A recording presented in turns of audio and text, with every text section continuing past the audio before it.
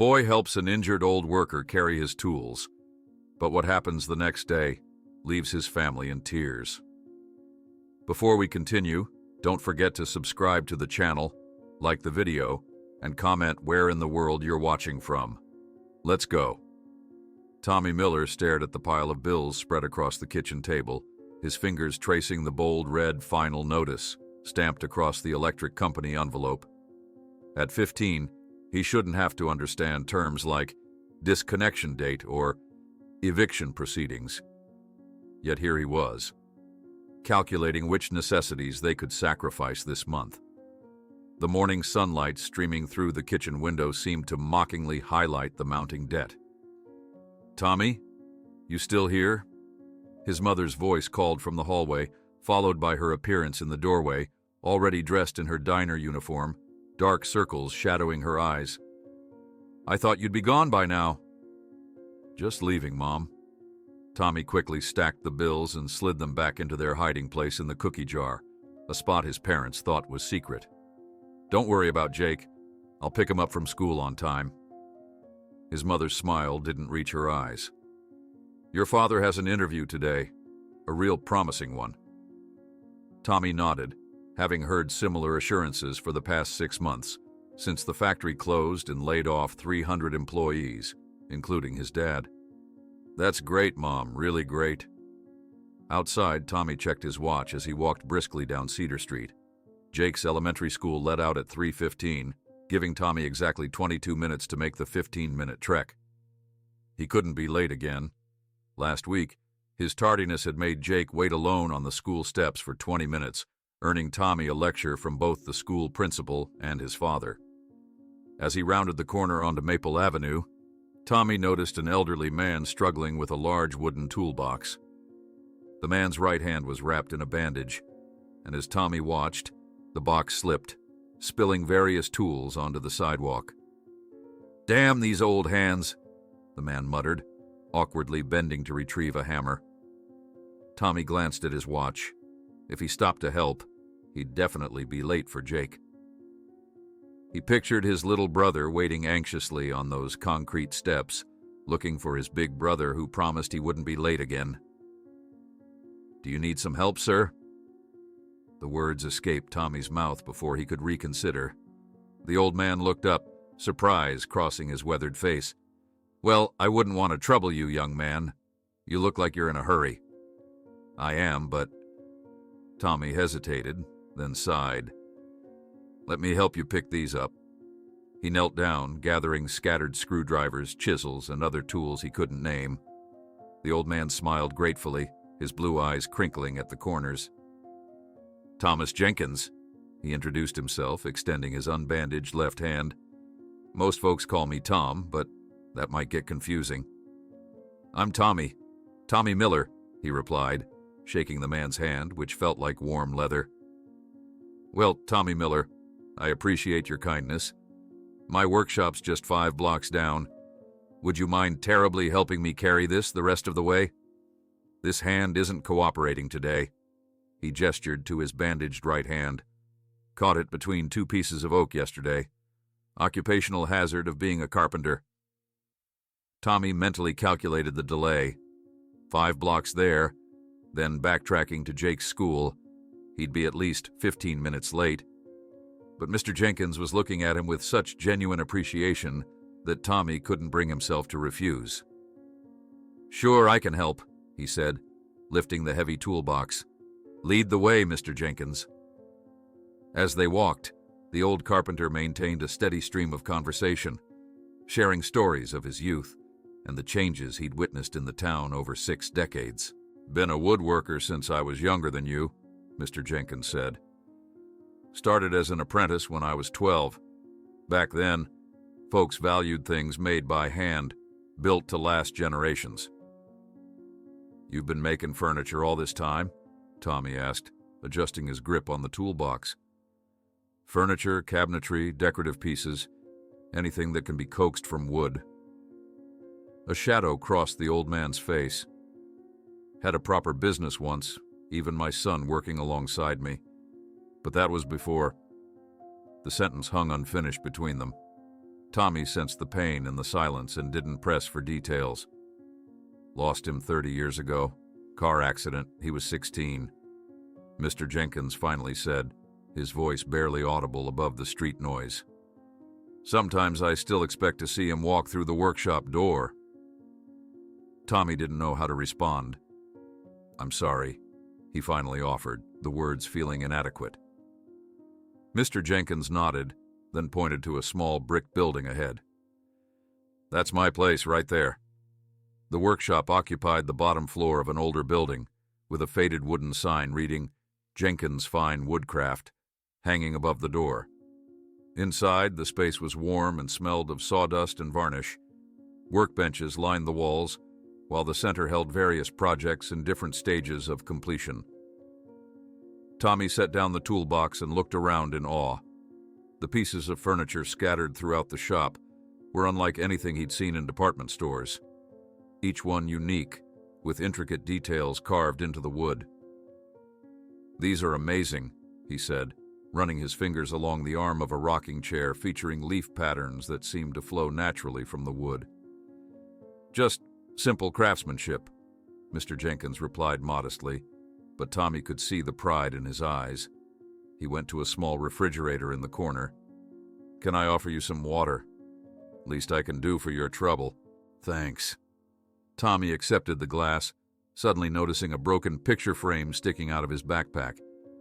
He'd been carrying it for weeks, meaning to try fixing it someday. It held a photo from 3 years ago. His family at the lake, everyone smiling, before bills and stress had etched permanent worry lines into his parents' faces. Mr. Jenkins noticed his gaze. Frame broken? Yeah, it's been like that for a while, Tommy admitted, pulling it out. The backing came loose, and then the corner cracked when I dropped it. May I? The carpenter asked, holding out his hand. Tommy handed over the frame, and Mr. Jenkins examined it with expert eyes. Simple fix. Mind if I... He gestured toward his workbench. Tommy checked his watch again and winced. Jake would already be waiting. I should really go. Won't take but 5 minutes, Mr. Jenkins promised, already reaching for tools. Please let me repay your kindness. Despite his better judgment, Tommy nodded and watched as the elderly craftsman worked with surprising dexterity despite his injured hand. Mr. Jenkins applied glue to the broken corner, clamped it gently, then replaced the backing with practiced movements. True to his word, barely 5 minutes had passed when he presented Tommy with the repaired frame. Good as new, maybe better. Reinforce the corners a bit. Thank you, Mr. Jenkins.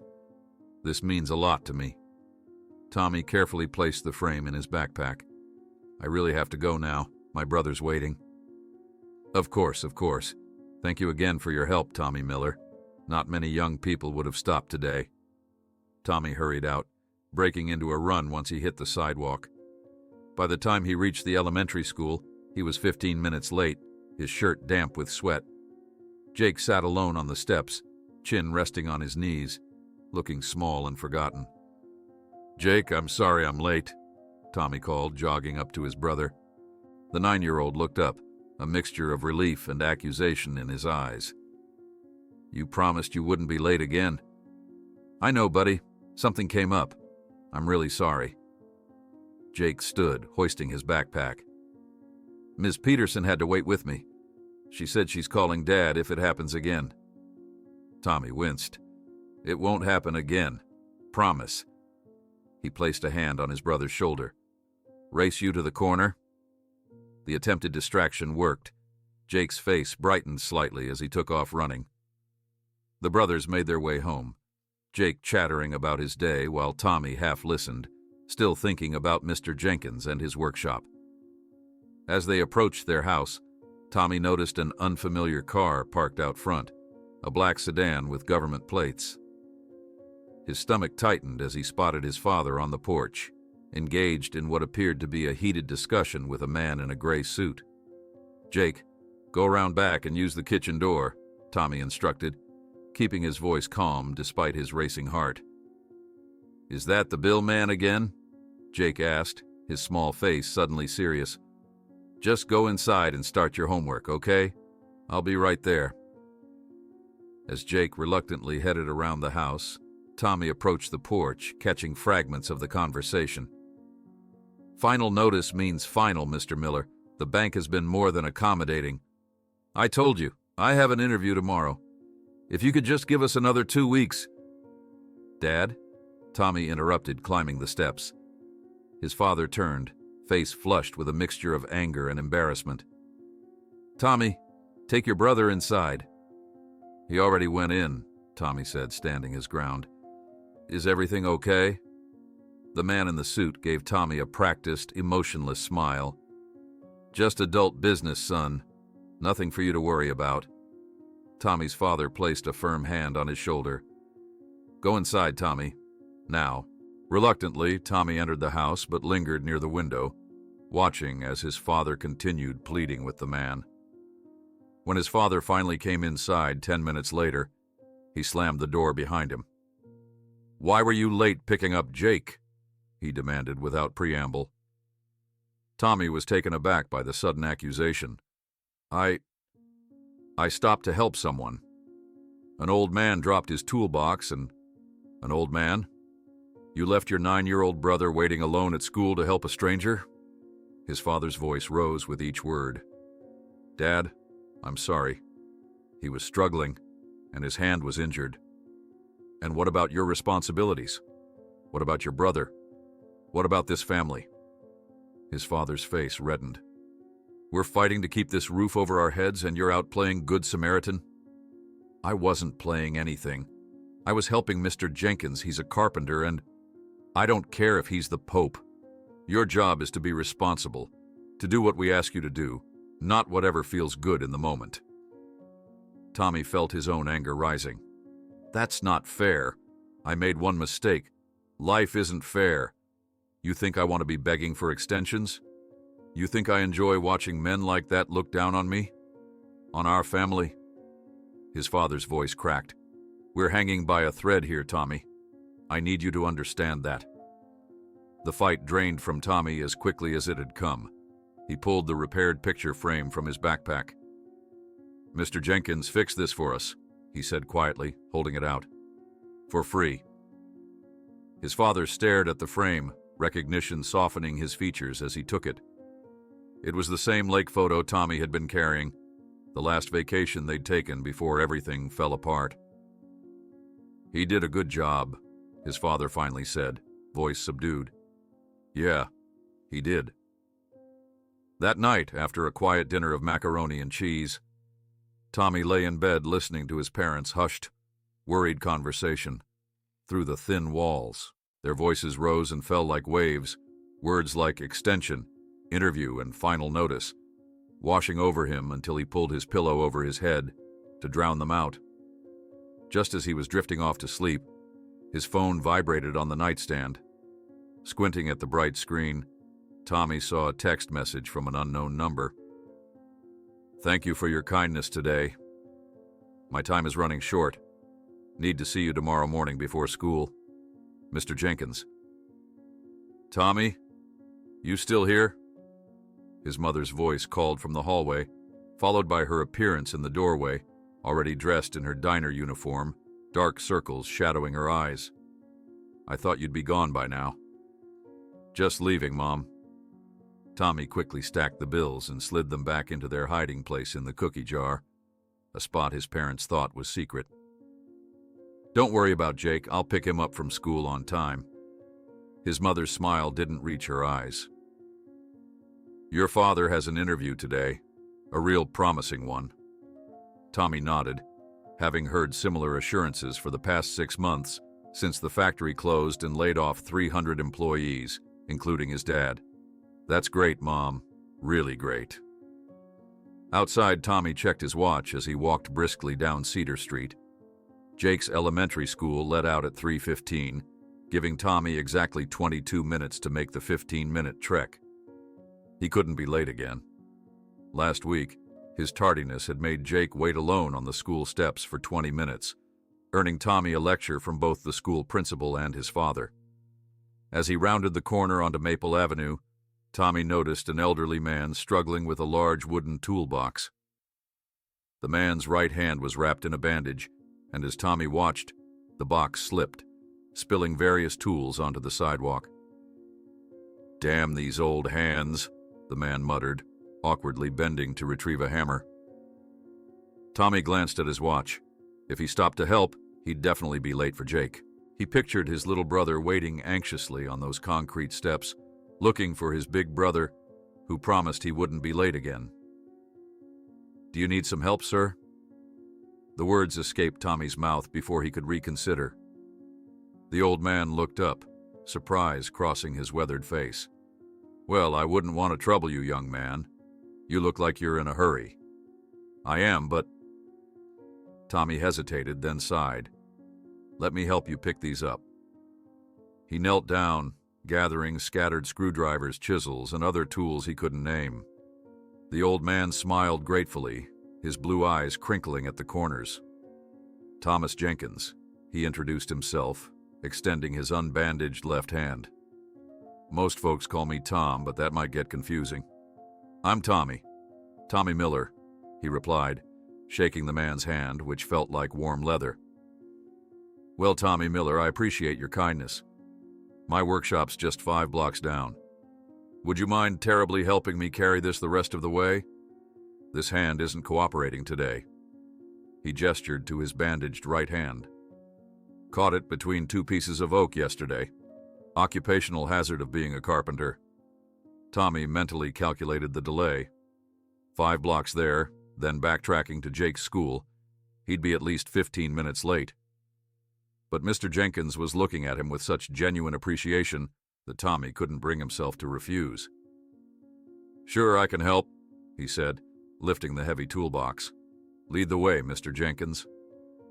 As they walked, the old carpenter maintained a steady stream of conversation, sharing stories of his youth and the changes he'd witnessed in the town over 6 decades. "Been a woodworker since I was younger than you," Mr. Jenkins said. "Started as an apprentice when I was 12. Back then, folks valued things made by hand, built to last generations." "You've been making furniture all this time?" Tommy asked, adjusting his grip on the toolbox. "Furniture, cabinetry, decorative pieces, anything that can be coaxed from wood." A shadow crossed the old man's face. "Had a proper business once, even my son working alongside me. But that was before." The sentence hung unfinished between them. Tommy sensed the pain in the silence and didn't press for details. "Lost him 30 years ago. Car accident. He was 16. Mr. Jenkins finally said, his voice barely audible above the street noise. "Sometimes I still expect to see him walk through the workshop door." Tommy didn't know how to respond. "I'm sorry," he finally offered, the words feeling inadequate. Mr. Jenkins nodded, then pointed to a small brick building ahead. "That's my place, right there." The workshop occupied the bottom floor of an older building, with a faded wooden sign reading Jenkins Fine Woodcraft hanging above the door. Inside, the space was warm and smelled of sawdust and varnish. Workbenches lined the walls, while the center held various projects in different stages of completion. Tommy set down the toolbox and looked around in awe. The pieces of furniture scattered throughout the shop were unlike anything he'd seen in department stores, each one unique, with intricate details carved into the wood. "These are amazing," he said, running his fingers along the arm of a rocking chair featuring leaf patterns that seemed to flow naturally from the wood. "Just simple craftsmanship," Mr. Jenkins replied modestly, but Tommy could see the pride in his eyes. He went to a small refrigerator in the corner. "Can I offer you some water? Least I can do for your trouble." "Thanks." Tommy accepted the glass, suddenly noticing a broken picture frame sticking out of his backpack. He'd been carrying it for weeks, meaning to try fixing it someday. It held a photo from 3 years ago, his family at the lake, everyone smiling, before bills and stress had etched permanent worry lines into his parents' faces. Mr. Jenkins noticed his gaze. "Frame broken?" "Yeah, it's been like that for a while," Tommy admitted. pulling it out. The backing came loose and then the corner cracked when I dropped it. "May I?" the carpenter asked, holding out his hand. Tommy handed over the frame, and Mr. Jenkins examined it with expert eyes. "Simple fix. Mind if I—" He gestured toward his workbench. Tommy checked his watch again and winced. Jake would already be waiting. "I should really go." "Won't take but 5 minutes," Mr. Jenkins promised, already reaching for tools. "Please let me repay your kindness." Despite his better judgment, Tommy nodded and watched as the elderly craftsman worked with surprising dexterity despite his injured hand. Mr. Jenkins applied glue to the broken corner, clamped it gently, then replaced the backing with practiced movements. True to his word, barely 5 minutes had passed when he presented Tommy with the repaired frame. Good as new, maybe better. Reinforced the corners a bit. "Thank you, Mr. Jenkins. This means a lot to me." Tommy carefully placed the frame in his backpack. "I really have to go now. My brother's waiting." Of course. Thank you again for your help, Tommy Miller. Not many young people would have stopped today." Tommy hurried out, breaking into a run once he hit the sidewalk. By the time he reached the elementary school, he was 15 minutes late, his shirt damp with sweat. Jake sat alone on the steps, chin resting on his knees, looking small and forgotten. "Jake!" "I'm sorry I'm late," Tommy called, jogging up to his brother. The 9-year-old looked up, a mixture of relief and accusation in his eyes. "You promised you wouldn't be late again." "I know, buddy. Something came up. I'm really sorry." Jake stood, hoisting his backpack. "Ms. Peterson had to wait with me. She said she's calling Dad if it happens again." Tommy winced. "It won't happen again, promise." He placed a hand on his brother's shoulder. "Race you to the corner?" The attempted distraction worked. Jake's face brightened slightly as he took off running. The brothers made their way home, Jake chattering about his day while Tommy half listened, still thinking about Mr. Jenkins and his workshop. As they approached their house, Tommy noticed an unfamiliar car parked out front. A black sedan with government plates. His stomach tightened as he spotted his father on the porch, engaged in what appeared to be a heated discussion with a man in a gray suit. "Jake, go around back and use the kitchen door," Tommy instructed, keeping his voice calm despite his racing heart. "Is that the bill man again?" Jake asked, his small face suddenly serious. "Just go inside and start your homework, okay? I'll be right there." As Jake reluctantly headed around the house, Tommy approached the porch, catching fragments of the conversation. "Final notice means final, Mr. Miller. The bank has been more than accommodating. I told you. I have an interview tomorrow. If you could just give us another 2 weeks—" "Dad?" Tommy interrupted, climbing the steps. His father turned, face flushed with a mixture of anger and embarrassment. "Tommy, take your brother inside." "He already went in," Tommy said, standing his ground. "Is everything okay?" The man in the suit gave Tommy a practiced, emotionless smile. "Just adult business, son. Nothing for you to worry about." Tommy's father placed a firm hand on his shoulder. "Go inside, Tommy. Now." Reluctantly, Tommy entered the house, but lingered near the window, watching as his father continued pleading with the man. When his father finally came inside 10 minutes later, he slammed the door behind him. "Why were you late picking up Jake?" he demanded without preamble. Tommy was taken aback by the sudden accusation. I stopped to help someone. An old man dropped his toolbox and—" "An old man? You left your 9-year-old brother waiting alone at school to help a stranger?" His father's voice rose with each word. "Dad, I'm sorry." He was struggling and his hand was injured. "And what about your responsibilities? What about your brother? What about this family?" His father's face reddened. "We're fighting to keep this roof over our heads, and you're out playing Good Samaritan?" "I wasn't playing anything. I was helping Mr. Jenkins. He's a carpenter, and—" "I don't care if he's the Pope. Your job is to be responsible, to do what we ask you to do, not whatever feels good in the moment." Tommy felt his own anger rising. That's not fair. I made one mistake. Life isn't fair. You think I want to be begging for extensions? You think I enjoy watching men like that look down on me? On our family? His father's voice cracked. We're hanging by a thread here, Tommy. I need you to understand that. The fight drained from Tommy as quickly as it had come. He pulled the repaired picture frame from his backpack. Mr. Jenkins fixed this for us, he said quietly, holding it out. For free. His father stared at the frame, recognition softening his features as he took it. It was the same lake photo Tommy had been carrying, the last vacation they'd taken before everything fell apart. He did a good job, his father finally said, voice subdued. Yeah, he did. That night, after a quiet dinner of macaroni and cheese, Tommy lay in bed listening to his parents' hushed, worried conversation through the thin walls. Their voices rose and fell like waves, words like extension, interview, and final notice washing over him until he pulled his pillow over his head to drown them out. Just as he was drifting off to sleep, his phone vibrated on the nightstand. Squinting at the bright screen, Tommy saw a text message from an unknown number.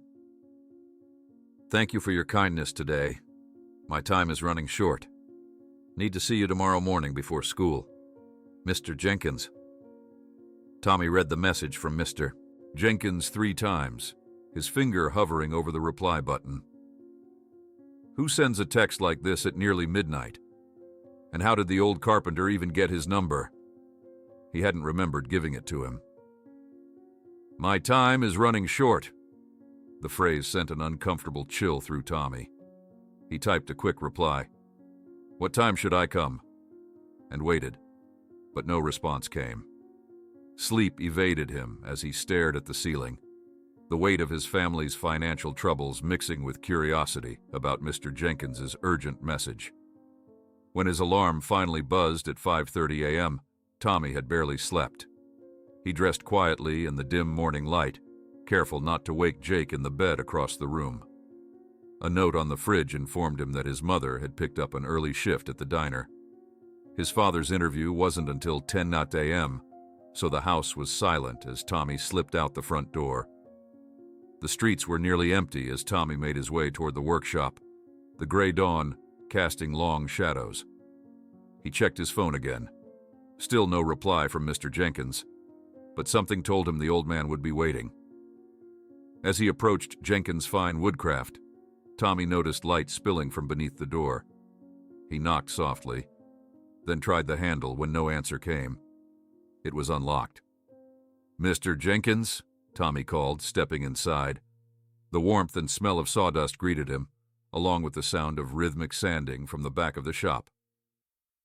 Tommy found Mr. Jenkins hunched over a workbench, focused intently on what appeared to be an ornately carved wooden box. The old carpenter didn't look up immediately. His breathing labored as he worked the sandpaper in small circles. Mr. Jenkins? Tommy tried again. The old man startled slightly, then turned with a smile that didn't quite mask the pallor of his face. Tommy Miller, you came. He set down his tools and straightened with visible effort. Thought you might ignore an old man's midnight message.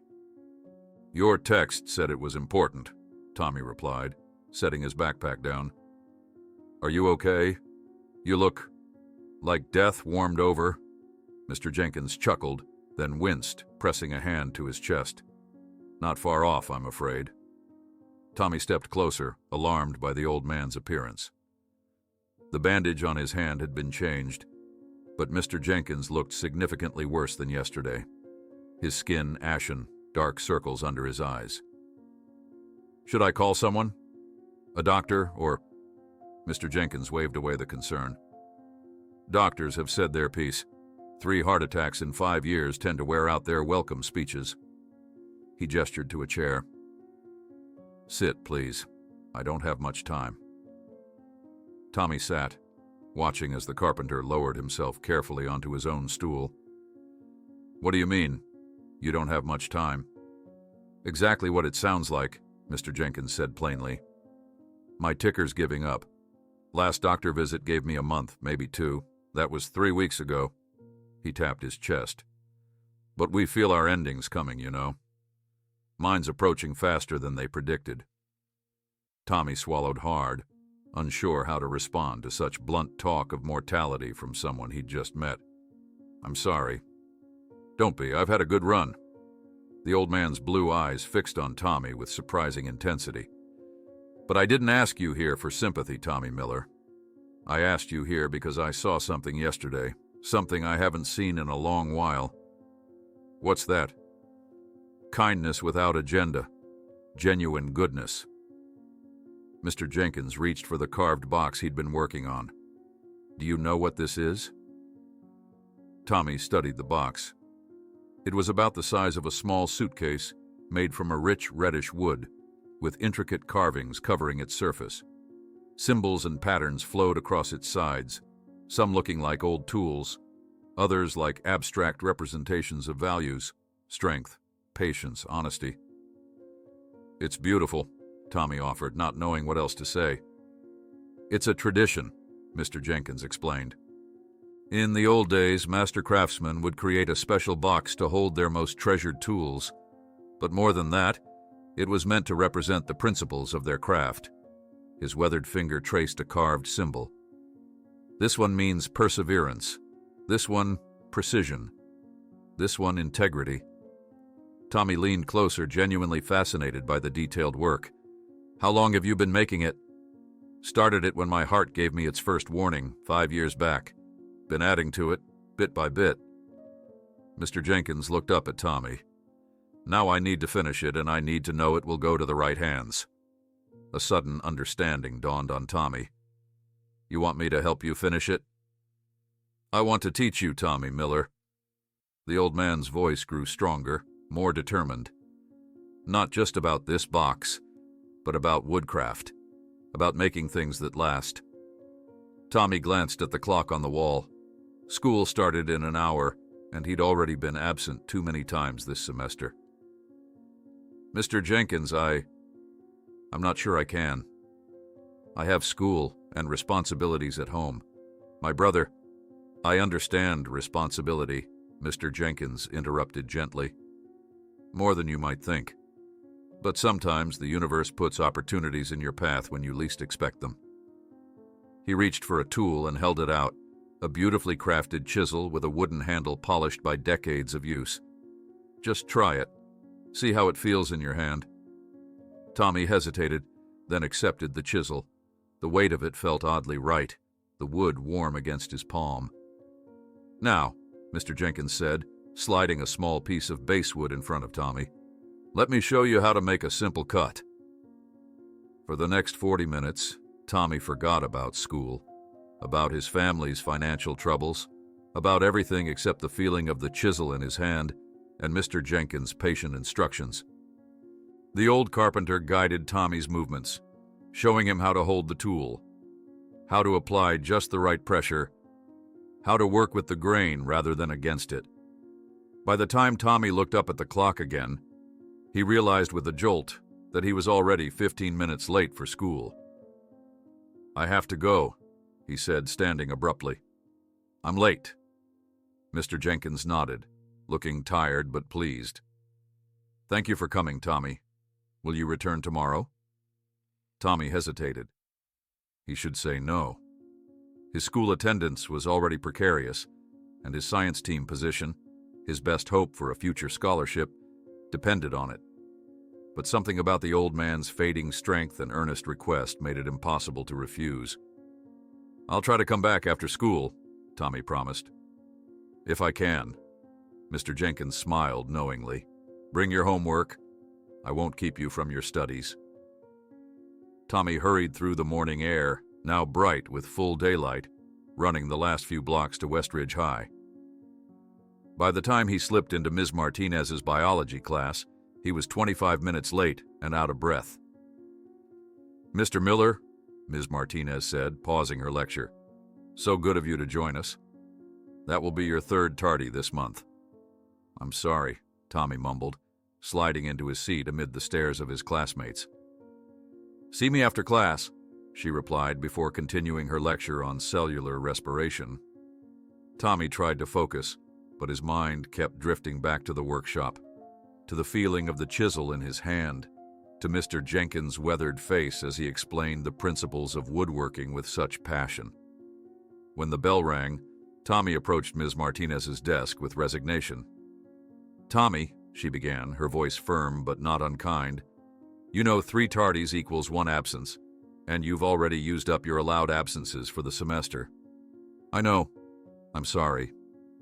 Your work is good when you're here, but your attendance is becoming a serious problem." She fixed him with a direct gaze. "Is everything all right at home?" Tommy shifted uncomfortably. He couldn't tell her about the eviction notices, about his father's prolonged unemployment, about the weight of responsibility he carried. "Everything's fine. I just overslept." Ms. Martinez didn't look convinced. "1 more absence or 3 more tardies and I'll have to remove you from the science team. You understand that, right? It would affect your chances for the scholarship." The science scholarship, the one thing Tommy had been counting on to eventually escape his family's cycle of financial struggle. "It won't happen again," he promised, knowing even as he said it that he might not be able to keep that promise. The rest of the school day passed in a blur. During lunch, Tommy found himself sketching wooden patterns in his notebook instead of reviewing his chemistry notes. His friend Devin slid onto the bench beside him. "What's that?" Devin asked, pointing to Tommy's drawing. "Just something I saw." Tommy closed the notebook quickly. "Hey, did Martinez say anything about the science fair project deadlines?" The conversation shifted to safer topics, but as the final bell rang, Tommy's thoughts returned to Mr. Jenkins and his workshop. Despite his promise to Ms. Martinez, he found himself walking toward Jenkins' fine woodcraft instead of home. When he arrived, however, no lights shone from the windows. Tommy tried the door, but it was locked. A flutter of worry rose in his chest. Had something happened to Mr. Jenkins? Pressing his face to the window, Tommy could make out the workbenches inside, the half-finished projects, but no sign of the old carpenter. He stepped back, unsure what to do, when his phone buzzed with a text. "Had to see doctor. Workshop key under blue pot by back door. Practice if you wish. Back tomorrow. Jenkins." Tommy hesitated only briefly before heading around to the back of the building. He found the key exactly where Mr. Jenkins had said it would be, tucked beneath a chipped blue planter. The trust implicit in this gesture struck Tommy. What kind of person gives a virtual stranger free access to their workshop? Inside, Tommy set his backpack down and approached the carved box Mr. Jenkins had been working on that morning. The fine details were even more impressive in the afternoon light. Almost reverently, Tommy picked up the chisel they had used earlier and found the piece of basswood where he had been practicing. For the next hour, Tommy lost himself in the work, attempting to replicate the simple patterns Mr. Jenkins had shown him. He was so absorbed that he didn't hear his phone ringing until the 3rd call. When he finally checked it, he saw 4 missed calls from home. With a muttered curse, Tommy gathered his things and locked up the workshop. He had completely forgotten to pick up Jake from school. By the time he arrived home, the situation had escalated beyond what he'd anticipated. His father stood in the living room, still wearing his interview suit, his face a mask of barely controlled anger. Jake sat small and quiet on the couch. "Where the hell have you been?"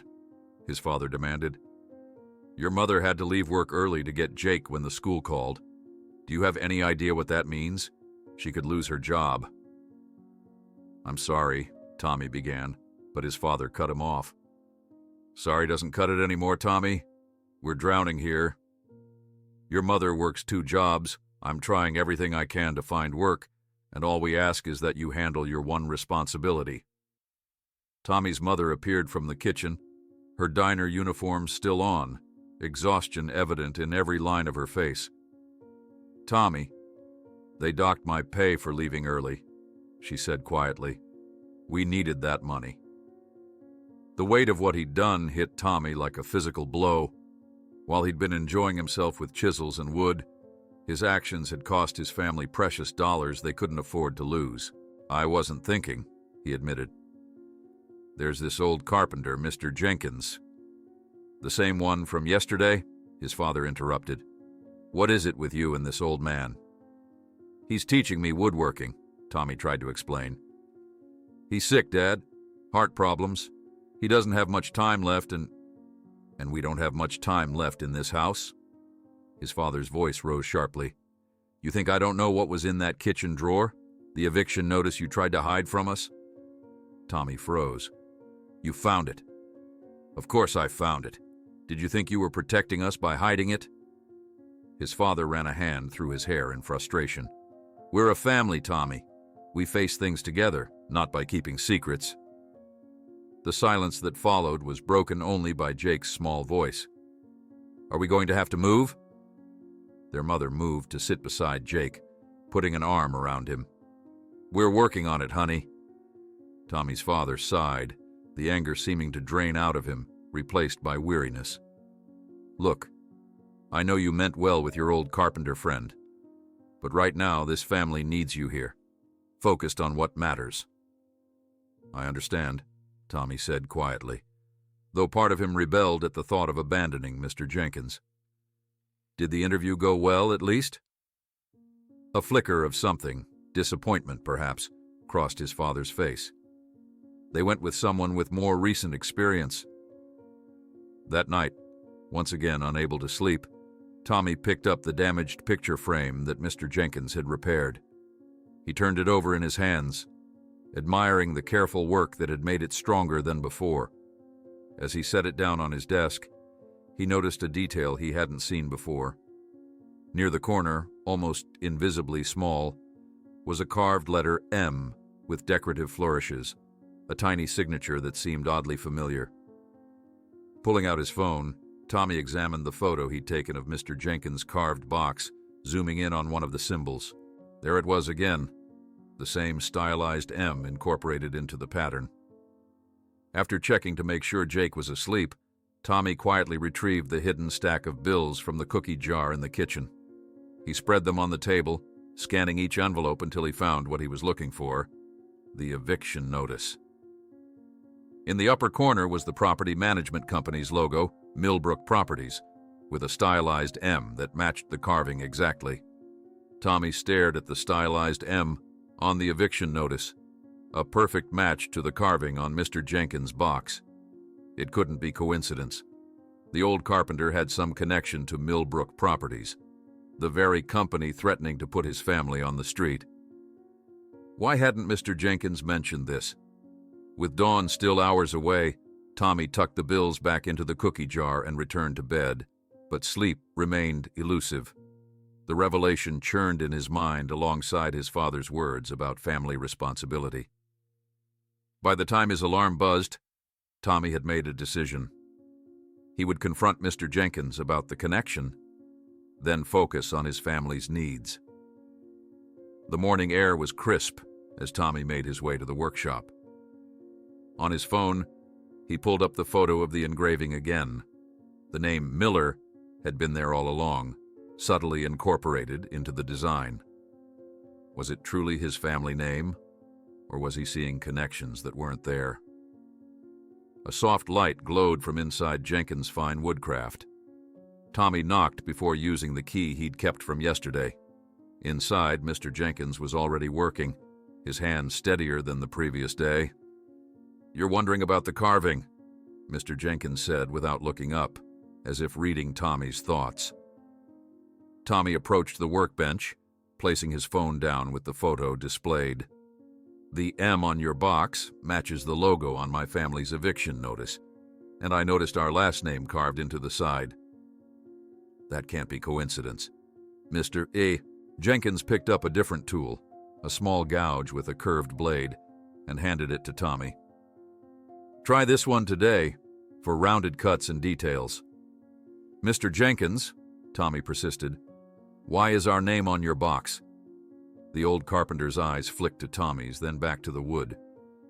"Miller is a common name, and that's a common style for carving an M, one of the first patterns apprentices learn. Tommy sensed the deflection, but couldn't tell if Mr. Jenkins was being evasive or genuinely dismissive. Before he could press further, the old man guided his hands, showing him how to use the gouge to create a simple curved pattern. See? You follow the grain. Let the wood tell you where it wants to be cut. Mr. Jenkins' weathered hands steadied Tommy's. Patience and respect for the material, that's the heart of woodcraft. Despite his frustration at the unanswered question, Tommy found himself drawn into the lesson. The feeling of the wood yielding beneath the gouge was satisfying in a way he couldn't explain, creating something where there had been nothing. Good. Mr. Jenkins nodded approvingly after 30 minutes of practice. You have a natural touch, rare in someone your age. Tommy set down the tool, glancing at the clock. I should go. I can't be late again. Of course. Mr. Jenkins reached for a formon, a flat chisel with a straight edge. Take this with you. Practice makes progress. Tommy hesitated. I can't take your tools. Just borrowing, the old man insisted. I have plenty. And tools need hands to use them, or they're just metal and wood. Tommy carefully wrapped the formon in a cloth and placed it in his backpack. I'll try to come back after school. Mr. Jenkins smiled. I'll be here. Bring your brother if you like. Tommy paused at the door. How did you know I have a brother? You mentioned him yesterday, Mr. Jenkins replied, turning back to his work. Jake, right? Tommy couldn't remember mentioning Jake's name, but perhaps he had. The old carpenter seemed to have a sharper memory than he let on. At school, Tommy made it to his first class with minutes to spare. Throughout the day, he found his thoughts drifting to the workshop, to the feel of the tools, the smell of sawdust, the quiet wisdom in Mr. Jenkins' instructions. During history class, instead of taking notes on the Industrial Revolution, Tommy sketched chair designs in his notebook, adding carved details to the armrests. When Mr. Diaz asked him about factory conditions in 1880s Chicago, Tommy stumbled through a vague answer that earned him suspicious looks from both teacher and classmates. By lunchtime, Tommy had filled 3 pages with furniture sketches. He sat alone, continuing to draw while eating his sandwich one-handed. He was so absorbed that he didn't notice Devin and Tyler approaching until they were standing over him. What's with the art project? Tyler asked, peering at Tommy's drawings. Since when are you into furniture? Just something I'm trying, Tommy replied, closing his notebook. Looks like old people stuff, Tyler said with a dismissive snort, like the crap my grandma has in her living room. Devin picked up Tommy's juice bottle, examining the rough wooden shape beneath it. Tommy had been practicing with the formon that morning, carving a small block during breaks between classes. What's this supposed to be? Devin asked with a laugh. It's a practice piece, Tommy said, reaching for it, but Devin held it away. Practice for what? Whittling Boy Scouts? Tommy felt his face grow warm.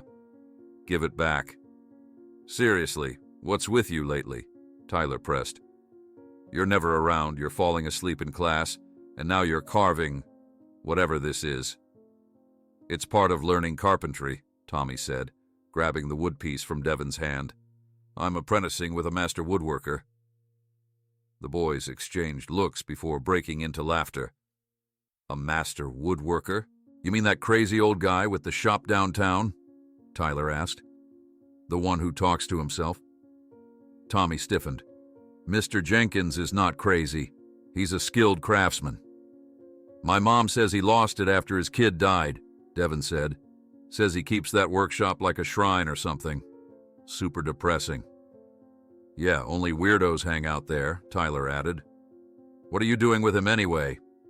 Is he, like, paying you or something? No, he's teaching me, Tommy said, his voice rising. He's created furniture for important people all over this town. Important people? That place looks like it's about to collapse, Devin scoffed. And now you're skipping school to play with his tools? What, is he adopting you or something because his own kid's dead? Tommy wasn't conscious of standing up. He wasn't aware of his fist clenching, but suddenly he was shoving Devon backward, sending him stumbling into a nearby table. "Don't talk about him like that," Tommy shouted. "You don't know anything about him." Devon regained his balance and shoved back. "What's your problem, man?" The cafeteria grew quiet as other students turned to watch. Tommy felt anger burning in his chest. Not just at the insults to Mr. Jenkins, but at everything. The eviction notice, his father's unemployment, his mother's exhaustion, the weight of responsibilities too heavy for his 15 years. When Devon shoved him again, Tommy swung. His fist connected with Devon's jaw, snapping his head back. The next moments were a blur of grappling arms, knocked over chairs, and the shouts of students forming a circle around them. It ended only when Mr. Ramirez and another teacher pulled them apart. "Principal's office." "Now," Mr. Ramirez ordered, his grip firm on Tommy's arm. Tommy sat outside the principal's office, holding an ice pack to his swelling eye. Through the door, he could hear his father's voice, summoned from yet another failed job interview to deal with his son's behavior. The disappointment in those muffled words was worse than the pain in his face. When they emerged, his father didn't speak until they were in the car. "A fight, Tommy? A fight? On top of everything else?" "They were saying things about Mr. Jenkins," Tommy said quietly, "calling him crazy." His father sighed deeply. "So you decided to prove them wrong by acting crazy yourself? 1-day suspension, Tommy. Do you know what that means for your science team position?" Tommy stared out the window. "I know." "I don't think you do." His father gripped the steering wheel tightly. "That scholarship was our hope for your future, for something better than what we can give you." The words stung worse than his bruised eye. "I'm sorry. I don't understand this obsession with this old man. What is it about him that's worth risking everything else?" Tommy struggled to articulate what drew him to the workshop. "He sees something in me. Something valuable." He touched his sore eye gingerly. "And the way he works with wood, it's like he's speaking its language. I've never felt so focused as when I'm learning from him." His father was quiet for a long moment. "Tommy, I understand finding something you're passionate about, but right now, your family needs you to focus on school, on your future." When they arrived home, Tommy's mother gasped at his face. Jake stared with wide eyes, a mix of concern and fascination on his small face. "Did you win?" Jake whispered when their parents were in the kitchen. Despite everything, Tommy couldn't help but smile. "No one wins in a real fight, buddy." That evening, after a tense dinner where his parents discussed the upcoming eviction in hushed tones, Tommy retreated to his room. He took out the small wooden block and the Formon Mr. Jenkins had lent him. Working quietly by his desk lamp, he continued practicing the cuts the old carpenter had shown him. Around 9 o'clock, his phone buzzed with a text from Mr. Jenkins. "Everything all right? You didn't come by this afternoon?" Tommy hesitated before replying. "Got in trouble at school. Suspended tomorrow. Defended your honor, though." There was a long pause before the response came. "Honor is internal, not defended by fists. Come tomorrow if you can. We'll make good use of your suspended day." Tommy smiled despite himself. Even in text messages, the old man sounded like someone from another time. The next morning, Tommy waited until his parents had left for work and Jake for school before heading to the workshop.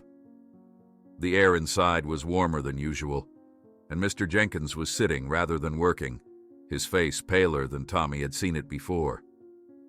"Should you be here?" Tommy asked, setting down his backpack. "You don't look well." "Where else would I be?" Mr. Jenkins replied with a wan smile. "Besides, today's important. A customer is coming to pick up a restored piece." As if on cue, the workshop door opened, and an elderly gentleman entered, leaning on a cane. He looked to be in his 80s, his suit expensive but decades out of style. "Jenkins," the man nodded formally. "Is it ready?" "Right on time, as promised, Mr. Harrington." Mr. Jenkins stood slowly, gesturing to a covered object in the corner. "Tommy, would you help me with the cloth?" Tommy assisted in unveiling a cherrywood sideboard with intricate inlay work. The piece was stunning, clearly antique but glowing with new life after restoration. Mr. Harrington's eyes widened as he inspected it. "Magnificent, just as fine as when my father commissioned it from you 50 years ago." Tommy glanced sharply at Mr. Jenkins. 50 years. That would make the carpenter far older than Tommy had guessed. "The original craftsmanship made the restoration easier," Mr. Jenkins said modestly. "Tommy here helped with some of the fine detailing." Mr. Harrington seemed to notice Tommy for the first time. "Did he now? Learning from the master himself?" He turned to Tommy. "Young man, do you know who you're apprenticing with? This man made pieces for the governor's mansion. His work is in museums." Tommy helped carry the sideboard to Mr. Harrington's waiting car, a vintage Bentley driven by a uniformed chauffeur. As the elderly gentleman handed Mr. Jenkins an envelope, he added, "Jenkins, you really should consider that retrospective exhibition the museum keeps offering. Your work deserves to be celebrated." After Mr. Harrington left, Tommy turned to Mr. Jenkins with newfound respect and curiosity. "You never mentioned you were famous." "Was," Mr. Jenkins corrected, pocketing the envelope. "A lifetime ago." "Why did you stop?" The old carpenter's eyes grew distant. "Some things matter more than reputation." He changed the subject abruptly. "Now, shall we continue your education? I think you're ready to learn proper joinery." That afternoon, as Tommy was walking home from the workshop, he decided to take a shortcut through the park. As he passed the basketball courts, he spotted Devin and Tyler with several other boys from school. Devin's jaw sported a bruise that matched Tommy's eye. "Hey, look who it is," Tyler called out. "The old man's pet." Tommy kept walking, determined to avoid another confrontation, but the boys moved to block his path. "How's your crazy carpenter friend?" Devin asked. "Still building coffins for imaginary customers?" "Leave me alone," Tommy said evenly. "I don't want trouble." "Should have thought of that before you sucker-punched me," Devin replied, shoving Tommy's shoulder. What followed was brief, but intense. 5 against 1 wasn't a fair fight. Tommy managed to land a few good hits, but ended up on the ground, his lips split and ribs aching. "Tell your boyfriend, the crazy wood guy, we said hi," Tyler taunted as they walked away. Tommy limped home, trying to compose himself before facing his family. But when his mother saw his face, now sporting a split lip to complement his black eye, she burst into tears. "My God, Tommy, what happened now?" "Nothing," Tommy muttered. "Just some guys from school." His father came in from the kitchen, his expression darkening at the sight of Tommy's new injuries. "This isn't nothing. This is the second fight in 2 days." He ran a hand through his hair in frustration. "It's that workshop, isn't it? Something about that place is changing you." "It's not the workshop," Tommy protested. "It's just some jerks at school." "I don't care who started it," his father said firmly. "This ends now. No more visiting that old man, no more carpentry. You focus on school and your responsibilities here. That's final." Tommy started to argue, but saw the fear beneath his father's anger. Fear for his son, for their family, for their increasingly uncertain future. He nodded silently and retreated to his room. That night, Tommy's phone rang at 2:17 a.m. Groggy and sore, he fumbled to answer it. An unfamiliar voice spoke urgently. "Is this Tommy? Tommy Miller? This is Paramedic Ramirez. I'm with Mr. Thomas Jenkins. He's had a severe heart attack and has been taken to County General. He kept asking us to call you." Tommy's heart pounded as he rushed through the hospital's automatic doors, the antiseptic smell hitting him like a wall. The fluorescent lights made everything appear harsh and unreal at 3:30 in the morning. His split lip throbbed, his ribs ached from the fight, but all he could think about was Mr. Jenkins. "I need to find Thomas Jenkins," he told the receptionist, his voice cracking with urgency. "He was brought in with a heart attack. A paramedic called me." The woman typed something into her computer, her expression neutral and practiced. "Are you family?" "No, I'm—" Tommy hesitated. What was he to Mr. Jenkins? Student? Friend? He asked them to call me. "I'm Tommy Miller." The receptionist's expression softened slightly. "Have a seat in the waiting area. I'll let the floor nurse know you're here." Tommy paced the empty waiting room, too anxious to sit. The walls were lined with outdated magazines and generic landscape paintings that failed to make the space feel any less clinical. 20 minutes crawled by before a nurse appeared. "Tommy?" she called, and he hurried over. Her face told him everything before she spoke. "I'm sorry, honey. Mr. Jenkins passed away about 30 minutes ago." The words hit Tommy like a physical blow. "But I was just with him yesterday. He was fine." The nurse placed a gentle hand on his shoulder. "His heart was very weak. The doctor said he'd been living on borrowed time." Tommy sank into the nearest chair, the reality washing over him. Mr. Jenkins had known he was dying. That's why he'd been so urgent about teaching Tommy, about passing on his knowledge. "Did he—" Tommy's voice caught. "Did he say anything? Before he—" "He was unconscious when he arrived," the nurse explained, "but he was asking for you in the ambulance. The paramedic said he was very insistent about reaching you." Tommy sat in stunned silence as the nurse continued talking, explaining something about the doctor, certifying the time of death and procedures that had to be followed. None of it registered. "There is one thing," she added, reaching into her pocket. "Dr. Mendez found this in Mr. Jenkins's shirt pocket. There's your name on it." She handed Tommy a small white envelope. His name was written on it in shaky but elegant handwriting. "Thank you," Tommy whispered, taking the envelope but not opening it. "Would you like me to call someone for you? It's very late to be out alone." Tommy shook his head. "I'll be okay."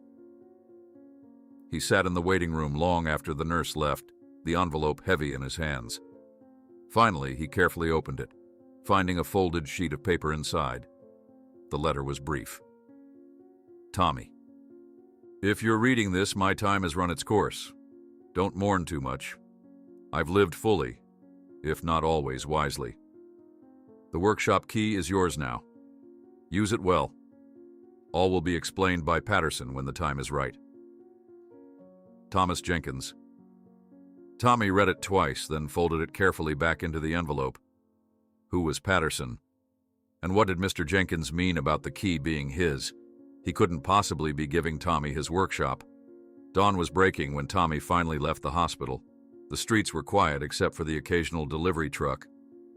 He walked slowly, his mind a fog of grief and confusion.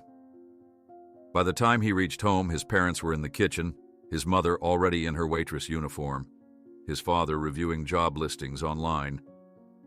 "Tommy," his mother rushed to him. "Where on earth have you been? We were worried sick." Tommy realized he hadn't left a note or texted. "I'm sorry. I got a call from the hospital. Mr. Jenkins had a heart attack. He died." His parents exchanged looks of concern and confusion. "The old carpenter?" his father asked. "Tommy, I'm sorry, but you barely knew this man." Tommy felt tears burning at the edges of his vision. He was teaching me. He was important. His mother guided him to a chair. "Sit down, honey. You look exhausted." Tommy sank into the seat, suddenly aware of how tired he was. "He left me a letter." He pulled out the envelope. "He mentioned someone named Patterson who would explain things." His father frowned. "Patterson? Like the lawyer?" "I don't know. He just said Patterson would explain." Before they could discuss it further, a firm knock sounded at the front door. Tommy's father went to answer it, returning moments later with a tall, impeccably dressed man in a pristine white suit. The stranger looked completely out of place in their modest living room, with its second-hand furniture. "Mr. and Mrs. Miller, I'm Howard Patterson, Mr. Jenkins' attorney." The man's voice was as crisp as his appearance. "I apologize for the early hour, but I was informed of Mr. Jenkins's passing and knew I should speak with you immediately." His eyes found Tommy. "You must be Tommy." Tommy nodded, too surprised to speak. "May I?" Patterson gestured to the couch, and Tommy's parents nodded mutely. The lawyer sat and opened his leather briefcase, removing a thick folder. "This is a difficult time, I understand, but Mr. Jenkins was very specific about his wishes being executed promptly." "His wishes?" Tommy's mother repeated, confusion evident in her voice. "I don't understand what this has to do with our family." Patterson adjusted his glasses. "Mr. Jenkins made significant changes to his will 3 days ago, changes that directly involve your son." A heavy silence filled the room. Tommy's father shifted uncomfortably in his chair. "What kind of changes?" "Mr. Jenkins has left his workshop, all tools and equipment contained therein, and a modest savings account to Tommy Miller." Patterson's tone was matter-of-fact, as if he regularly informed teenage boys they'd inherited workshops from elderly craftsmen. That's impossible," Tommy's mother stammered. "Tommy only met Mr. Jenkins a few days ago." 3 days ago, Tommy corrected quietly. "The day I helped him carry his toolbox." Patterson nodded. "Mr. Jenkins came to see me the following morning. He was quite insistent about the changes to his will." The lawyer turned to Tommy. "He said he'd found his successor." Tommy's father leaned forward. "This doesn't make sense. Why would he leave everything to a boy he just met?" "Mr. Jenkins believed in fate, Mr. Miller, and in recognizing genuine talent and character." Patterson removed another document from his folder. "He left this letter explaining his decision.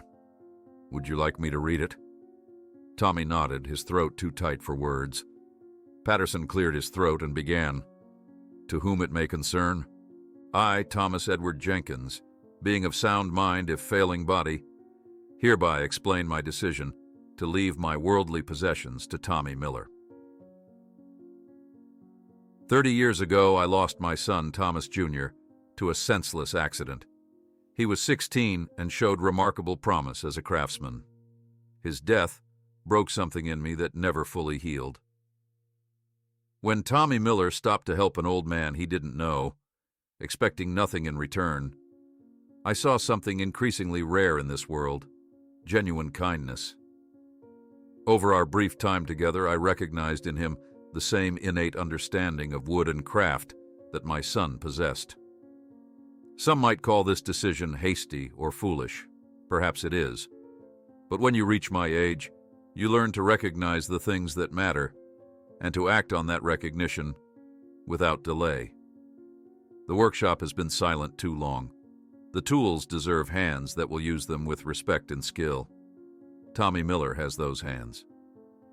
Thomas Jenkins. When Patterson finished reading, the room was silent except for the quiet sniffling of Tommy's mother. Tommy himself sat stunned, the enormity of Mr. Jenkins' gift overwhelming him. "There are, of course, legal matters to address," Patterson continued. "As Tommy is a minor, the assets will be held in trust until he turns 18, with his parents as co-trustees. The workshop can be used immediately under adult supervision." Tommy's father ran a hand over his face. "This is a lot to process." "Naturally," Patterson handed Tommy a small envelope. "The key to the workshop and the documentation you'll need. The savings account contains approximately $23,000, earmarked for maintenance of the property and materials." "$23,000? Tommy's mother gasped. "It's not a fortune," Patterson acknowledged, "but it should keep the workshop operational for some time." He stood, closing his briefcase. "I'll leave you to absorb this news. My contact information is in the envelope. Please call my office when you're ready to proceed with the formal arrangements." Tommy's father showed the lawyer out, returning to find Tommy and his mother still sitting in stunned silence. "What just happened?" his mother finally asked. Tommy opened the small envelope Patterson had given him. Inside was the workshop key. Not the copy Mr. Jenkins had lent him, but the original on a worn leather fob and several folded documents. "He gave me his workshop," Tommy said, the reality of it finally sinking in. "He believed in me." Tommy's father sat heavily beside him. "Son, I don't know what to say. This is unexpected, to put it mildly." "It could help us," Tommy said, looking up at his parents. "With the eviction, with everything. We could sell the tools or—" "No," his father interrupted, surprising both Tommy and his mother. "That's not why he left them to you. He wanted you to use them, to learn." "But our situation," Tommy began, "is our situation to solve, not yours." His father's voice was firm, but gentle. "This gift wasn't meant to bail out your parents. It was meant for you, for your future." Later that morning, after his parents reluctantly left for work, Tommy walked to the workshop. It felt different now, not just Mr. Jenkins's place that Tommy visited, but somehow his responsibility. He unlocked the door with the original key, the weight of ownership settling strangely on his 15-year-old shoulders. Inside, everything was exactly as they'd left it yesterday. The half-finished projects, the tools meticulously arranged, the carved box still on the workbench. Tommy ran his fingers over the tools, thinking of Mr. Jenkins' hands that had used them for decades. He was examining one of the unfinished chairs when the door opened.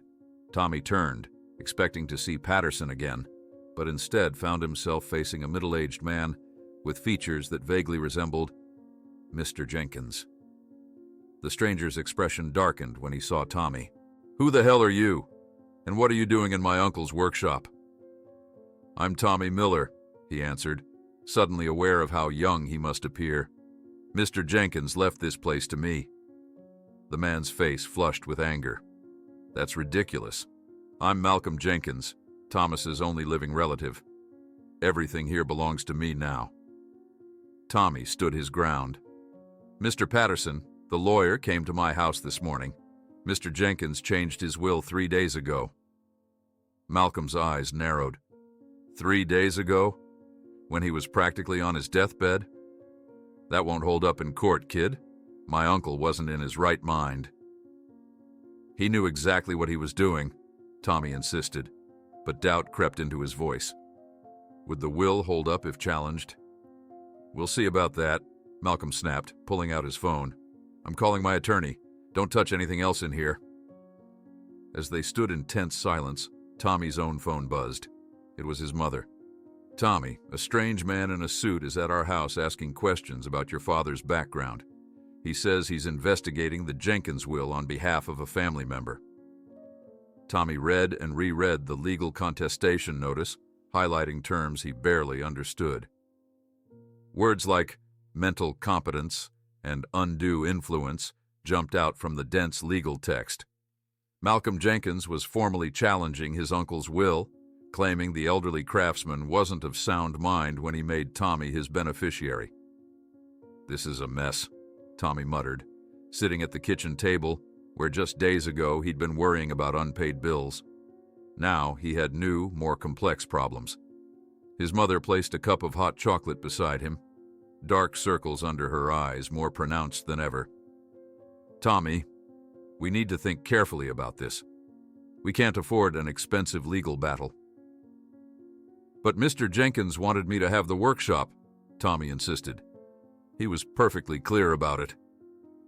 His father joined them, running a hand through his hair in frustration.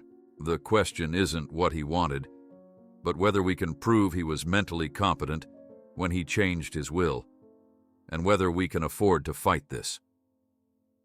"Mr. Patterson said he'd represent our interests," Tommy reminded them. "He believed in Mr. Jenkins's decision." "Even with Patterson's help," his mother said gently, "this could drag on for months, and in the meantime—" She didn't need to finish. The eviction notice still loomed, giving them less than 2 weeks to vacate their home. Tommy's father leaned forward, determination in his eyes. What if we use the workshop while the legal issues get sorted out? Jenkins left tools and materials. Maybe we could generate some income. You want to start a woodworking business? Tommy asked, surprised. But we don't know anything about... I know some basics, his father interrupted. Before you were born, I worked in construction, did some carpentry work. Nothing fancy, but enough to handle simple repairs and projects. Tommy stared at his father, this revelation shifting his understanding of the man who had spent the last decade behind a corporate desk. You never told me that. It was a long time ago, his father shrugged. I took the office job when your mother got pregnant with you. Steady paycheck, benefits. Seemed like the responsible choice at the time. Tommy thought of the careful way Mr. Jenkins had guided his hands on the tools, the respect with which he treated the wood. It's not just about knowing how to use the tools. Mr. Jenkins said craftsmanship is about patience, about understanding the material. We don't have the luxury of patience right now, his father replied. We need money to fight this eviction. The next morning, Tommy and his father visited Patterson's office downtown. The lawyer sat behind an imposing mahogany desk that Tommy now recognized as exceptional craftsmanship. Malcolm Jenkins has filed a formal contestation, Patterson confirmed, adjusting his glasses.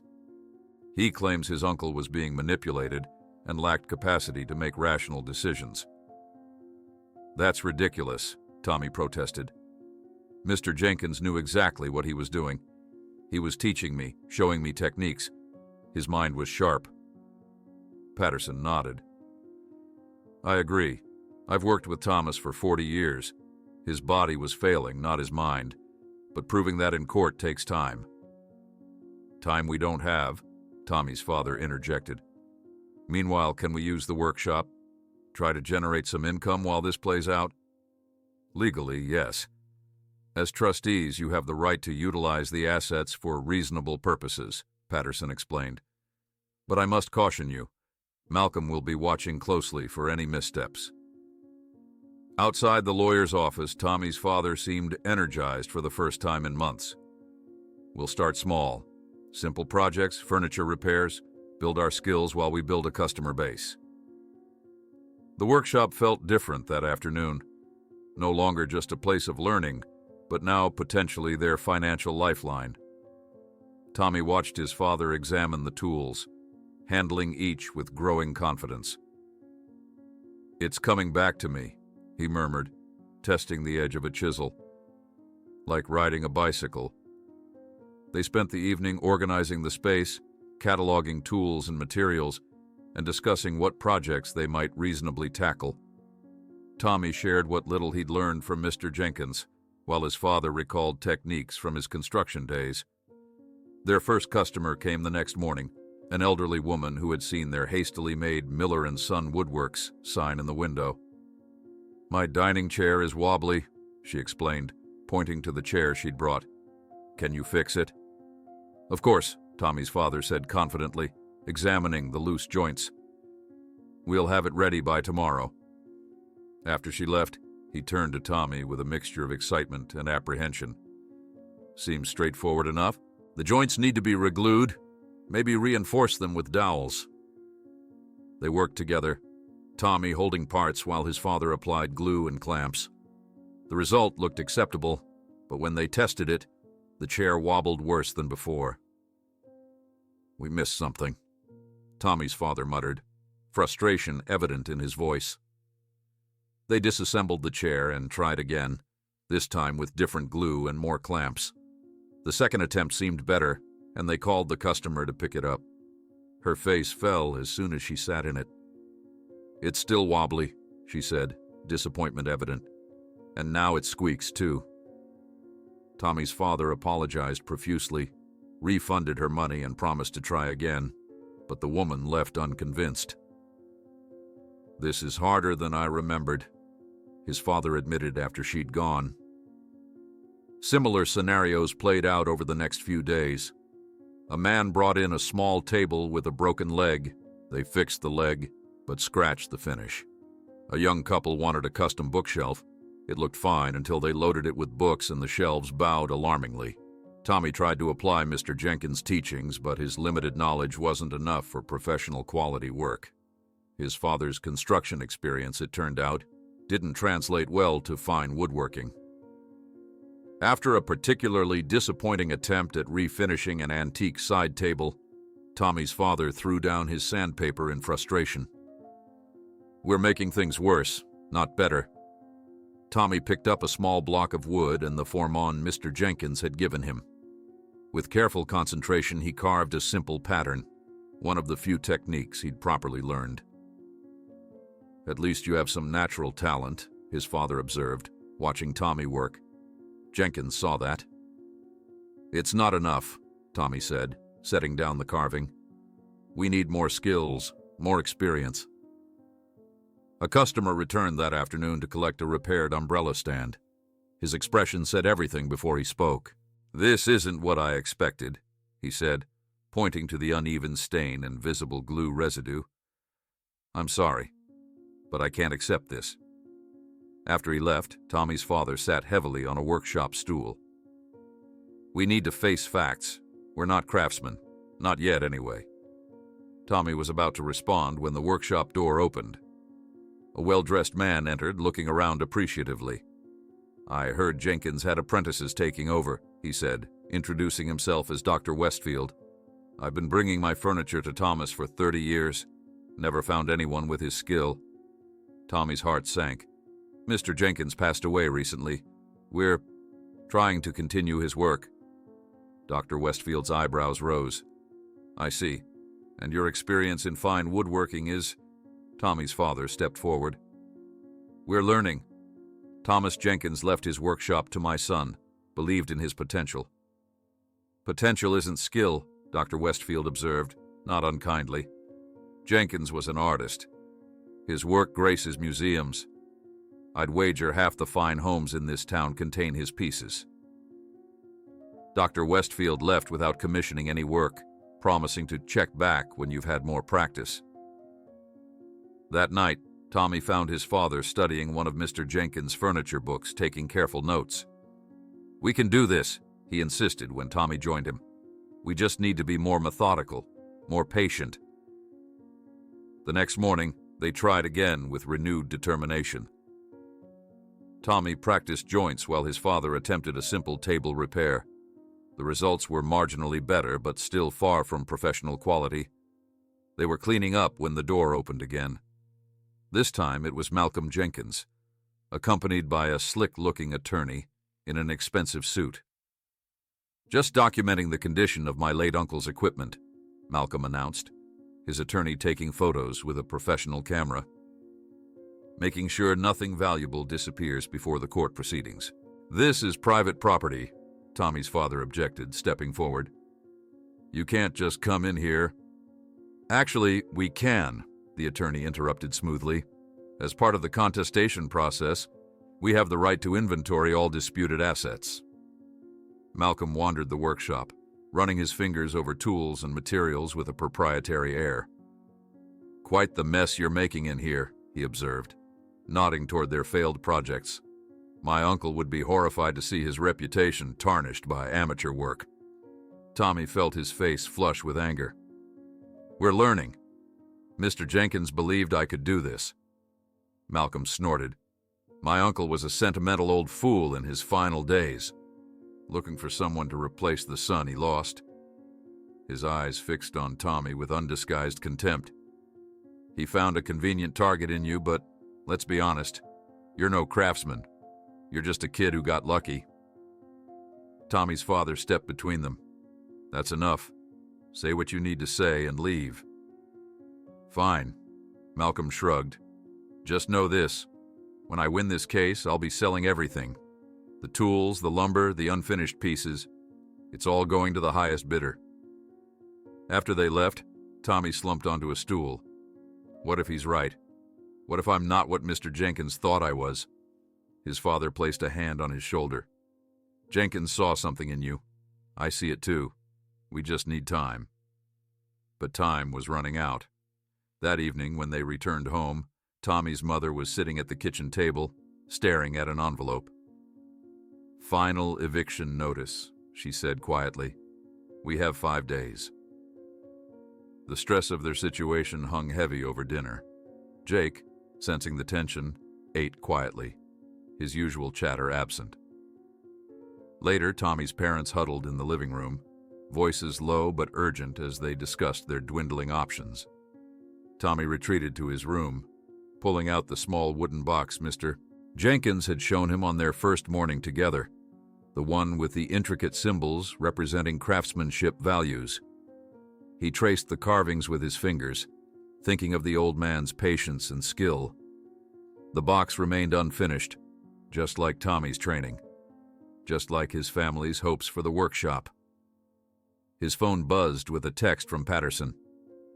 "Important development. Found documentation issues with Jenkins' property. Need to meet urgently tomorrow." The next morning, Tommy and his father arrived at the workshop early, eager to hear Patterson's news. The lawyer's expression was grave as he spread documents across the workbench.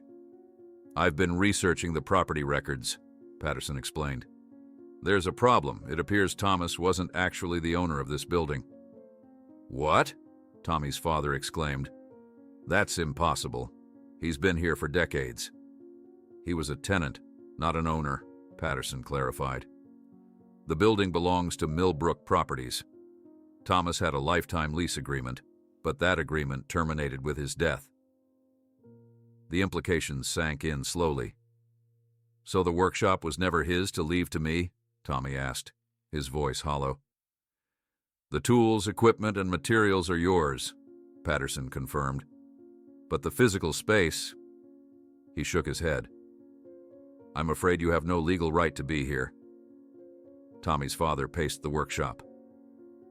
"So even if we win against Malcolm's contestation, you'd still have to vacate the premises," Patterson finished, "and potentially face legal action for occupying it without authorization."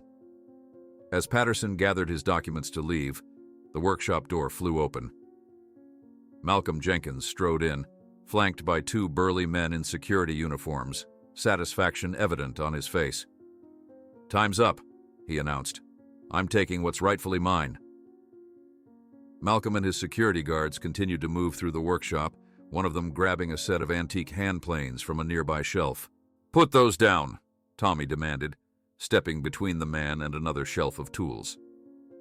"You can't just take these. The contestation hasn't been decided," Malcolm smirked. "I'm merely securing my property before you damage any more of it with your amateur attempts at craftsmanship." He gestured to a chair they'd tried to repair. "My uncle would be rolling in his grave." Tommy's father placed a firm hand on the security guard's arm as the man reached for a case of chisels. "This is still legally my son's property until a court says otherwise. Step back."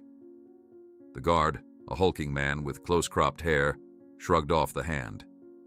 "Sir, we have documentation authorizing inventory and removal of assets." He towered over Tommy's father, his stance intimidating. "What documentation?" Tommy's father demanded. "Show me the court order." Malcolm pulled out a folder, waving it dismissively. "Everything's in order. My attorney has confirmed my right to secure these assets pending litigation." The second guard began disconnecting a vintage band saw, rolling it toward the door while Tommy watched helplessly. The machinery had been bolted to the floor for decades. Seeing it moved felt like a desecration. "Stop it!" Tommy shouted, his patience snapping. He grabbed his phone, pointing it at Malcolm and his men. "I'm recording everything. You can't just come in here and start taking things." Malcolm hesitated, eyeing the phone warily. His expression shifted slightly, the first hint of uncertainty Tommy had seen from the man. "You're trespassing on Millbrook property anyway," Malcolm countered, though with less conviction. "Patterson must have told you by now. My uncle didn't even own this building." Tommy's father moved to stand shoulder to shoulder with his son. "Then your claim to it is equally invalid. The tools and equipment are separate from the building, and they belong to Tommy." Malcolm's face flushed with frustration. "This is ridiculous. I'm not arguing with a child and a desperate, unemployed man. Take the toolboxes, he instructed the guards. One of the guards grabbed a weathered leather tool roll containing Mr. Jenkins's most prized hand tools, the ones he'd used to teach Tommy. Something in Tommy snapped. He lunged forward, attempting to snatch the roll from the guard's hands. "Those were his favorites," Tommy shouted. "You can't have them." The guard shoved Tommy back, sending him stumbling into a workbench. Tommy's father immediately stepped forward, fists clenched.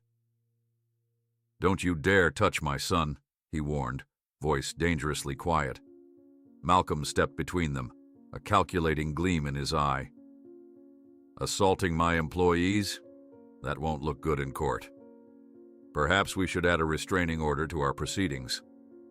The standoff might have escalated further, if not for the sudden flash of red and blue lights through the workshop windows. A police cruiser had pulled up outside, responding to a neighbor's call about the disturbance. 2 officers entered, their presence immediately cooling the heated confrontation. "What's going on here?" the older officer asked, taking in the scene. Both sides rushed to explain, talking over each other until the officer held up his hand for silence. "One at a time. You first," he nodded toward Tommy's father. As calmly as he could, Tommy's father explained the situation: Mr. Jenkins' death, the disputed will, and Malcolm's attempt to remove property before any legal decisions were made. Malcolm presented his side next, emphasizing his blood relationship to Thomas Jenkins and questioning the legitimacy of the revised will. The older officer listened to both accounts before speaking. "This sounds like a civil matter that needs to be resolved in court, not by forcing entry and removing items in dispute." He turned to Malcolm. "Do you have a court order specifically authorizing removal of these items today?" Malcolm's confidence faltered. "My attorney assured me." "A court order, yes or no?" "No, but..." "Then nothing leaves this building today," the officer said firmly. "All disputed items stay put until a judge decides otherwise." Malcolm's face darkened with anger, but he signaled his men to stop. "Fine, we'll do this by the book. But this isn't over," he added, glaring at Tommy. "Not by a long shot." After the police ensured Malcolm and his men had left the premises, the older officer turned to Tommy and his father. "You should secure this place better, and I'd get clear documentation about what belongs to who as soon as possible." Once alone in the workshop, Tommy sat heavily on a stool, the adrenaline draining from his system. "That was close." His father nodded, surveying the workshop. "Too close. He'll be back, and next time he'll have the proper paperwork." They spent the next hour documenting everything in the workshop with photos, creating an inventory of tools and materials. Tommy carefully returned Mr. Jenkins's favorite tools to their proper places, handling each with reverence. "Dad," Tommy said hesitantly, "what if we can't win this? What if we lose everything? The house, the workshop, everything?" His father paused in his cataloging. For the first time in months, instead of defeated resignation, Tommy saw determination in his father's eyes. "Then we start over, but we're not giving up without a fight." The next morning, Tommy arrived at school to find a note requesting his immediate presence in the counselor's office. Ms. Ramirez, the science team coordinator, was waiting alongside the counselor. "Tommy, we need to discuss your academic standing," Ms. Ramirez began, her expression sympathetic but firm. "Your absences have exceeded our limit for science team participation." The counselor nodded. "We understand you've had some personal difficulties, but rules are rules. The Science Scholarship Committee requires consistent attendance." Tommy felt a crushing weight descend on his chest. The Science Scholarship had been his one clear path to college, to a future beyond his family's financial struggles. "I can improve," he promised. "Things have been complicated, but I'll do better." Ms. Ramirez shook her head sadly. "I'm sorry, Tommy. The decision has been made. Your spot on the team has been given to Rachel Martinez. She'll be representing us at the regional competition." Tommy walked through the remainder of the school day in a daze. The scholarship opportunity, gone. The workshop, in jeopardy.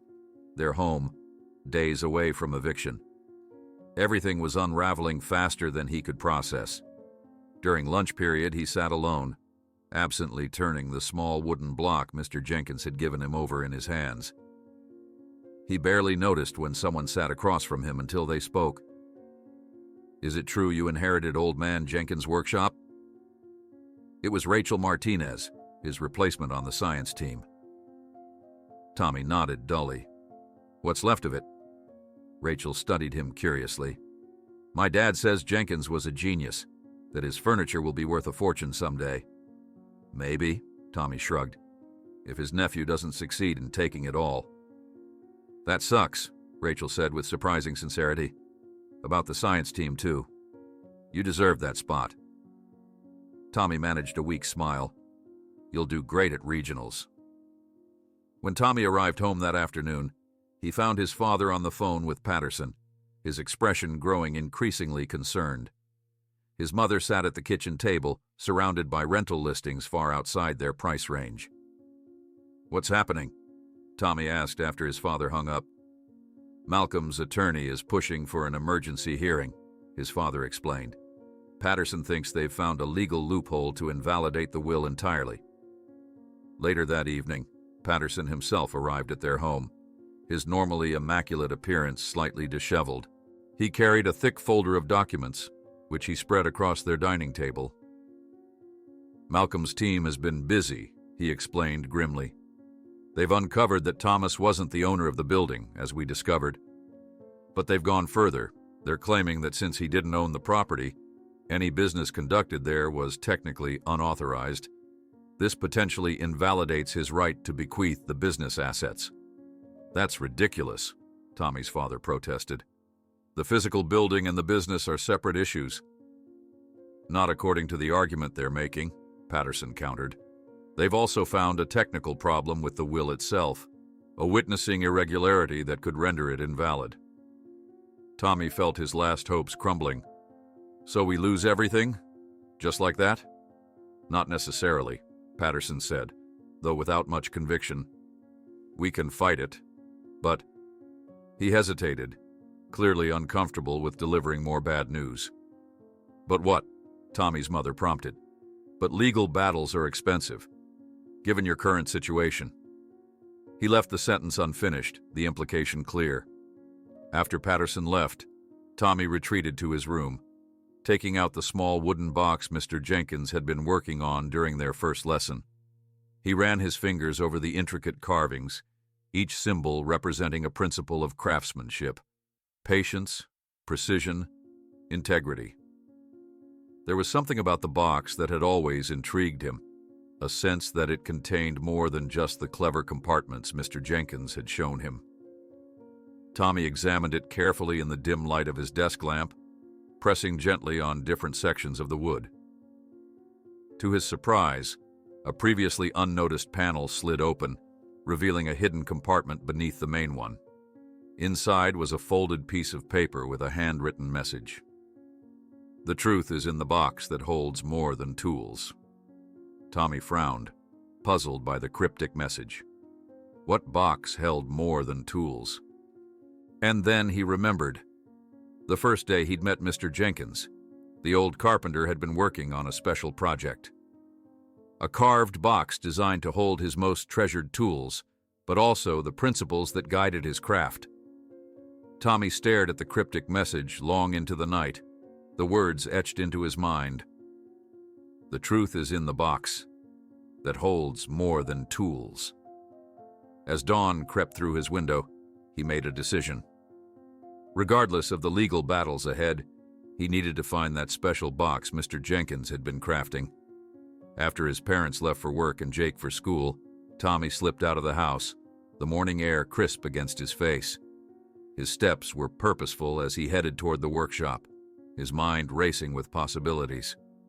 What truth was Mr. Jenkins trying to reveal? What secrets might the box contain? Using the original key, Tommy entered the workshop quietly, as if the mere sound of the door might disturb the ghosts of craftsmanship that lingered there. The morning light filtered through dusty windows, illuminating dancing particles in the air. Everything remained exactly as they had left it after Malcolm's attempted raid. Tools tidily arranged, wood stacked in careful piles, unfinished projects waiting for hands that might never complete them. Tommy methodically searched the main workshop area first, checking under tarps and inside cabinets. He found many boxes, tool chests, storage containers, wooden cases for specialized equipment, but not the ornate carved box Mr. Jenkins had shown him that first morning. "Where would you hide something precious?" Tommy muttered, thinking like the old carpenter. Something special wouldn't be left in plain sight, especially with Malcolm circling like a vulture. After nearly an hour of fruitless searching, Tommy noticed a canvas tarp in the corner of the room, covering what appeared to be a pile of scrap wood. Something about its placement seemed deliberate, too neat for actual scraps.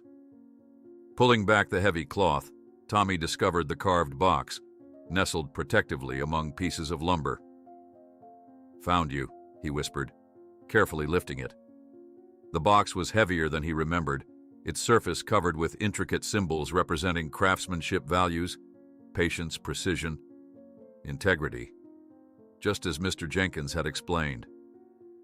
Tommy set it gently on the workbench, running his fingers along the polished wood, remembering how the old man's weathered hands had traced these same patterns. Unlike the simple box in his room, this one had no obvious opening mechanism. Tommy recalled Mr. Jenkins explaining how master craftsmen would create puzzle boxes with hidden compartments and secret triggers. He examined each carved symbol carefully, pressing experimentally on different sections. After several failed attempts, Tommy remembered something Mr. Jenkins had told him. Good craftsmanship isn't about forcing your will onto the wood. It's about understanding what the wood wants to become. Tommy closed his eyes, letting his fingers move lightly across the carvings, feeling rather than seeing. When his fingertips passed over the symbol for honesty, he felt a slight difference in the wood's texture. Pressing it gently, he heard a soft click. A panel on the side slid open, revealing a small compartment. Inside lay a stack of yellowed documents, a leather-bound journal, and several photographs. Tommy's hands trembled slightly as he carefully removed the items, spreading them on the workbench. The top document appeared to be an old deed, the name Thomas Edward Jenkins, clearly visible beneath the ornate legal text. "The original deed to the workshop," Tommy whispered, excitement building as he examined the document closely. Contrary to what Patterson had discovered, this deed showed that Mr. Jenkins had indeed owned the building outright, or at least had at some point. The next document was more puzzling, a contract between Thomas Jenkins and someone named Robert Campbell, dated 30 years ago. Tommy scanned the text, his eyes widening as he realized who Robert Campbell was, the current mayor of their town. Turning to the journal, Tommy opened to the first page, immediately recognizing Mr. Jenkins's elegant handwriting. The journal detailed the craftsman's career, beginning with his apprenticeship and following through decades of success. Tommy flipped through the pages, stopping when a photo fell out. A much younger Thomas Jenkins standing proudly beside an elaborately carved desk, his arm around a young man who could only be his son. Behind them stood another man, whose face Tommy recognized from campaign posters around town, a younger Robert Campbell. Turning to the journal entry corresponding to the date on the photo, Tommy read, June 15th, 1993. Completed the ceremonial desk for Robert's office. Thomas Jr. did most of the inlay work. His talent surpasses mine already, at 16. Robert insists on paying double my asking price. Says it's an investment in future greatness. His friendship has been a blessing since Mary passed. Tommy continued reading, flipping forward several entries. August 3rd, 1993. Unthinkable tragedy. Car accident on Route 16. My Thomas, my son, my future, gone in an instant. Can't breathe, can't think. Robert came immediately. handled arrangements I couldn't face. The entries stopped for several months after that, resuming with shaky handwriting. November 27th, 1993. Robert offered to buy the workshop. Says I should retire, that the memories are too painful. He means well, but this is all I have left of Thomas Jr. Can't leave, won't sell. Robert didn't press, but I saw disappointment in his eyes. Tommy's heart raced as he continued reading, the journal documenting a cooling friendship between Jenkins and Campbell. Entries became sparse over the years, but one from just 5 years ago caught his attention. March 4th, 2018. Robert visited today, first time in years. Now Mayor Campbell, with all the power and influence he always wanted, says Millbrook Properties, his development company, needs my building to complete the block for redevelopment. Offered fair price, but this is my life's work. When I refused, his friendly mask slipped. Mentioned revisiting the property tax evaluation. Politics changed him, or perhaps revealed what was always there. A final entry, dated just days before Tommy met Mr. Jenkins, read, "My heart won't last much longer. Doctor gives me weeks, but I feel it could be days. No regrets except one. Never passing on what I know." Thomas Jr. should have inherited this workshop, my knowledge, my tools. Perhaps there's still time to find someone worthy. Meanwhile, I've secured the truth where only the right hands will find it. Tommy sat back, processing the implications. Mr. Jenkins had owned the building outright, but something had happened with the property records. The journal suggested Mayor Campbell's development company, Millbrook Properties, had been trying to acquire the workshop for years. A photo at the bottom of the stack showed Mayor Campbell at a groundbreaking ceremony, standing before architectural renderings of a modern commercial development, with the block containing Jenkins' workshop clearly included in the plans. "He's been after this property all along," Tommy murmured, pieces falling into place. As if confirming his suspicions, the final document in the box was a letter from Millbrook Properties, dated just a month ago, stating that Thomas Jenkins was merely a lifetime tenant with no ownership rights to the building. Examining the deed again, Tommy noticed something odd, a faded stamp indicating it had been registered and filed with the county records office. If this deed was legitimate, why did Patterson's research show Mr. Jenkins as merely a tenant? Tommy gathered everything carefully, taking photos of each document with his phone for backup. The original deed was the most crucial piece. If valid, it could undermine both Malcolm's claim and Millbrook Properties' assertion that Mr. Jenkins was just a tenant. Returning to the house, Tommy found his mother at the kitchen table, surrounded by packed boxes. The sight hit him like a physical blow, their eviction suddenly concrete and imminent. "Mom," he said, placing the documents on the table, "I found something important." She looked up, fatigue evident in every line of her face. "What's all this?" Tommy explained his discovery, watching his mother's expression shift from skepticism to cautious hope as he showed her the original deed and journal entries. "This could change everything," she said, examining the deed. "But Tommy, even if Jenkins owned the building, Malcolm is still contesting the will, and our eviction is in 3 days." "I know," Tommy nodded. "But there's more. Look at this." He showed her the journal entries about Mayor Campbell and the photo of the planned development. If the mayor's company falsified property records to claim Mr. Jenkins was just a tenant... Tommy let the implication hang. His mother's eyes widened. That would be fraud. "But Tommy, this is the mayor we're talking about. We can't just accuse him without solid proof." "These documents are proof," Tommy insisted. "And there's more." He pointed to another entry he'd flagged. Mr. Jenkins wrote that Campbell owes him a moral debt from decades ago. Something about saving his son from drowning at Crystal Lake. The front door opened, and Tommy's father entered, looking exhausted from another day of fruitless job interviews. His expression shifted to curiosity when he saw them huddled over the documents. "What's all this?" he asked, setting down his folder of resumes. Tommy repeated his explanation, while his father examined the materials with growing interest. "This deed looks legitimate," he confirmed. "But why would the mayor's company claim Jenkins was just a tenant if he wasn't?" "Because of this," Tommy said, showing him the development plans. "They want to tear down the entire block for some fancy new complex." His father whistled softly. "That's a multi-million-dollar project. No wonder they've been so aggressive." The family spent the evening reviewing everything Tommy had found, forming a plan to verify the deed's authenticity at the county records office first thing in the morning. As Tommy lay in bed that night, his mind raced with possibilities. The discovery might save the workshop, but would it be enough to stop their eviction in time? And how would they prove their case against powerful interests like Malcolm and Mayor Campbell?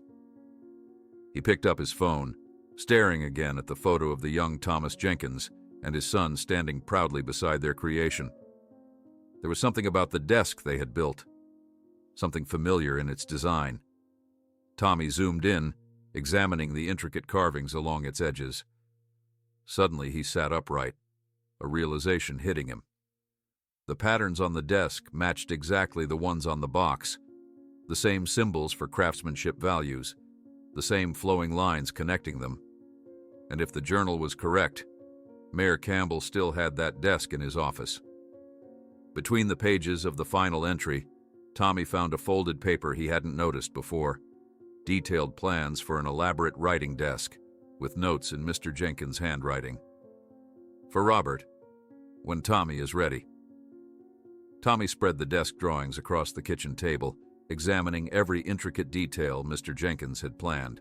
The craftsmanship was extraordinary, flowing lines that told the story of their town through subtle carved symbols, hidden compartments disguised within the ornate woodwork, and joinery techniques Tommy had only begun to learn. "This is what he wanted me to build," Tommy said, tracing the pencil lines with his finger. "A desk for Mayor Campbell." His father leaned over his shoulder, whistling softly. "This is museum-quality work, Tommy. Far beyond what either of us can do right now." Tommy's mother placed a cup of tea beside him, her eyes drawn to the plans. "It's beautiful, but why would Mr. Jenkins want you to make a desk for the very man trying to tear down his workshop?" "I'm not sure," Tommy admitted, "but I think it's important, like a message he wanted delivered." His father studied the plans more closely. These joints here, and this inlay work, this would take a master craftsman months to complete. "We don't have months," Tommy said, determination hardening in his voice. "We have 3 days before we're evicted. Less than that before Malcolm gets a court order to empty the workshop." "Son," his father said gently, "I understand what this means to you, but we need to be realistic. We can't possibly build this in time." Tommy stared at the plans, remembering Mr. Jenkins's patient guidance during their brief time together. "Maybe we don't need to build the exact desk. What if we simplify it, but keep the essential elements, the story it tells through the carvings?" His father considered this. It might be possible to create a smaller piece, perhaps a writing box rather than a full desk, something that captures the essence of Jenkins' design, but could be completed quickly. "Yes," Tommy exclaimed, "and we could use the cherry wood Mr. Jenkins was saving for a special project. It's already cured and ready." For the first time in weeks, Tommy saw a spark of purpose in his father's eyes. "Let's do it," he said. "First thing tomorrow." They arrived at the workshop before dawn, bringing food and coffee for what they knew would be a marathon session. Tommy's father examined the cherry wood stored in the climate-controlled cabinet, selecting the best pieces while Tommy laid out the tools they would need. "We'll need to simplify the joinery," his father explained, sketching a modified version of the design. "Dovetails only where absolutely necessary, simple miters where they won't be stressed." Tommy nodded, measuring and marking the first cuts on the beautiful reddish wood. "Mr. Jenkins showed me how to let the grain guide the design. See how these patterns flow naturally?" Side by side, father and son worked through the morning, each finding their rhythm in the process. Tommy was surprised to see his father's hands move with increasing confidence, muscle memory from his younger days returning as he worked. "You're good at this," Tommy observed as his father executed a perfect miter joint. A wistful smile crossed his father's face. "I loved working with wood, back before I convinced myself that a corporate job was more responsible." He ran his hand along the cherry wood's smooth surface. "Sometimes I wonder what would have happened if I'd followed this path instead." They worked through lunch, stopping only for quick bites of sandwiches Tommy's mother had packed. By mid-afternoon, the basic structure of a writing box was taking shape. Smaller than the desk in the plans, but capturing its essential character. Tommy focused on the carvings, applying the techniques Mr. Jenkins had taught him with surprising confidence. His hands seemed to know what to do, even when his mind was uncertain. "It's like he's guiding me," Tommy murmured, stepping back to examine a particularly intricate section. His father nodded. "That's what a good teacher does. Their lessons stay with you, become part of you." As evening approached, Tommy's mother and Jake joined them, bringing dinner. Jake watched wide-eyed as his father and brother worked, asking questions about each tool and technique. "Can I help?" he asked, his small face earnest. Tommy handed him a piece of sandpaper. "This part is crucial," he said seriously. "You need to sand with the grain, nice and easy, just like this." Jake took to the task with solemn concentration, his tongue sticking out slightly as he worked. For a brief moment, watching his family gathered in the workshop, Tommy felt a sense of rightness that transcended their troubles. The moment was shattered by a sharp knock at the door. Tommy's father opened it to find Mr. Patterson standing there, his expression grim. "Malcolm's attorney convinced a judge to issue an emergency order," he announced without preamble. "They'll be here tomorrow at noon to begin removing items from the workshop." Tommy's heart sank. "But we found the original deed. Mr. Jenkins owned this building." "I've submitted that evidence," Patterson explained, "but the judge wants time to authenticate the documents. Meanwhile, the removal order stands for the tools and equipment." "We need more time," Tommy's father insisted. "Just one more day." Patterson shook his head. "I've filed every motion I can. Unless you can get the mayor himself to intervene, those tools will be gone tomorrow." After Patterson left, the family huddled around the half-finished writing box, the weight of their deadline heavy in the air. "We'll work through the night," Tommy's father decided. "It won't be perfect, but it will be finished." They sent Tommy's mother and Jake home to rest, promising to call with updates.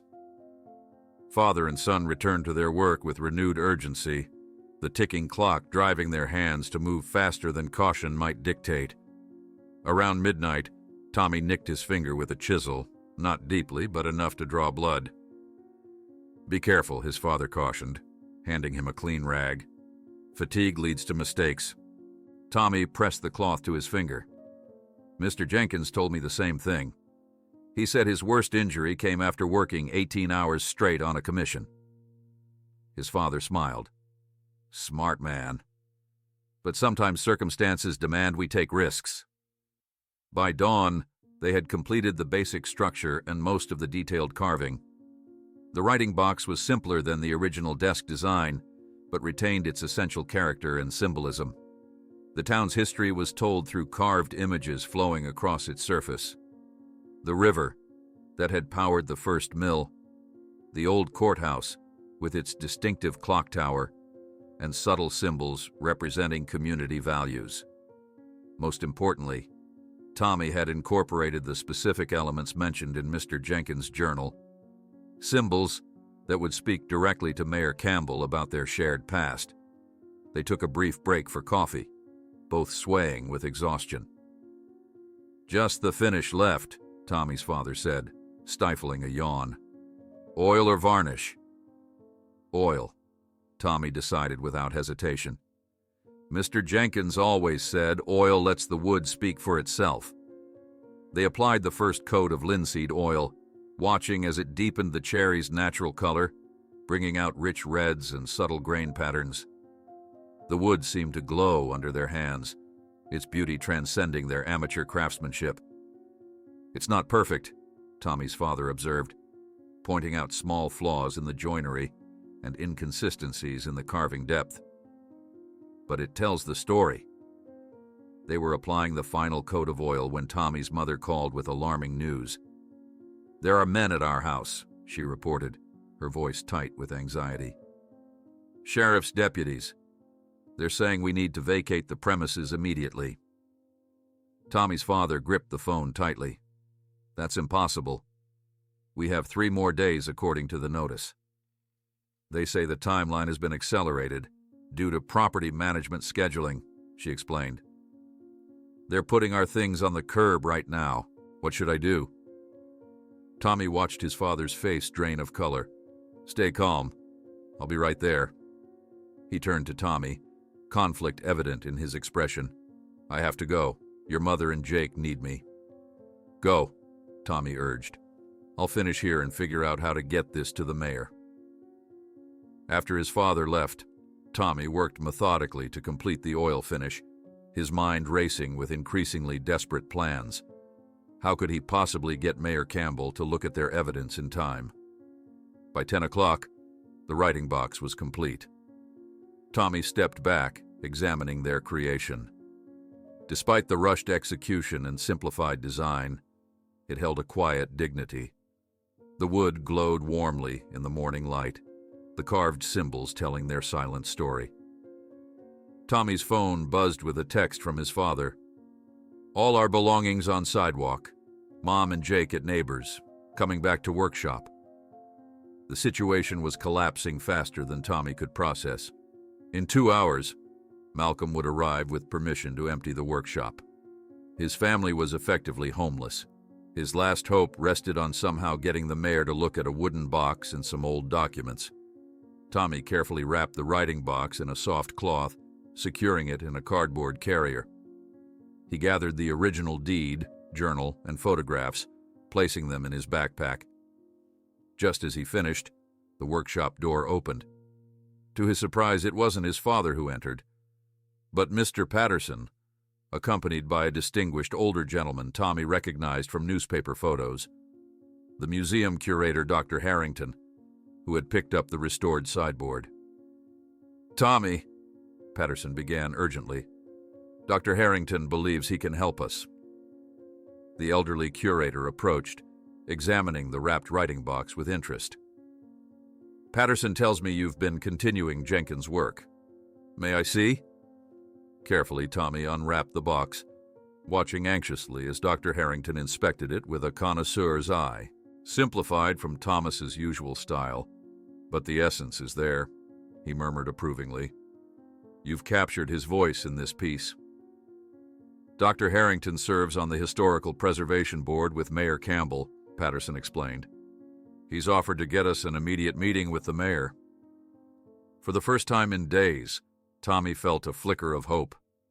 "I need to show him everything. The box, the documents, all of it. But my family, they're being evicted right now." "I've sent my assistant to help your parents," Patterson assured him. "Right now, your job is to present your case to the mayor." As Tommy gathered the materials, his phone rang. It was his mother, panic evident in her voice even before she spoke. "Tommy, the sheriff's deputies are bringing furniture to the curb, and the landlord is changing our locks. Dad is trying to stop them, but they're threatening to arrest him if he interferes." Tommy clutched the phone, his mother's panicked voice making his heart race. "Try to stall them," he urged. "We're going to see the mayor right now. Tell Dad not to get arrested. We need him." "I'll try," his mother replied, her voice breaking. "But they're moving so fast, Tommy. Everything we own is on the sidewalk." As Tommy ended the call, he saw his own fear reflected in Patterson's eyes. The lawyer checked his watch. "We have an appointment with Mayor Campbell in 20 minutes. Dr. Harrington's influence got us in, but we'll have only 15 minutes to make our case. And Malcolm's people will be here at noon," Tommy added, carefully securing the writing box in its carrier. 2 hours to save everything. Dr. Harrington's town car whisked them to City Hall, Tommy clutching both the writing box and his backpack containing the crucial documents. The imposing stone building loomed ahead, its classical columns and grand steps designed to intimidate ordinary citizens. "Remember," Patterson advised as they rushed up the steps, "be respectful but direct. The mayor is a busy man who doesn't like having his time wasted." The mayor's executive assistant, a severe-looking woman with silver-rimmed glasses, regarded them coldly from behind a massive desk. "Dr. Harrington, you're expected. These others were not mentioned." "They're with me, Diane," Dr. Harrington replied with the easy confidence of someone accustomed to privilege. "Mayor Campbell will want to hear what they have to say." The assistant pressed her lips into a thin line but buzzed them through to an opulent waiting area outside the mayor's office. Tommy's anxiety mounted with each passing minute. Every second here was a second his family spent watching their possessions sit vulnerable on the curb. After what felt like an eternity, the heavy wooden doors to the inner office opened.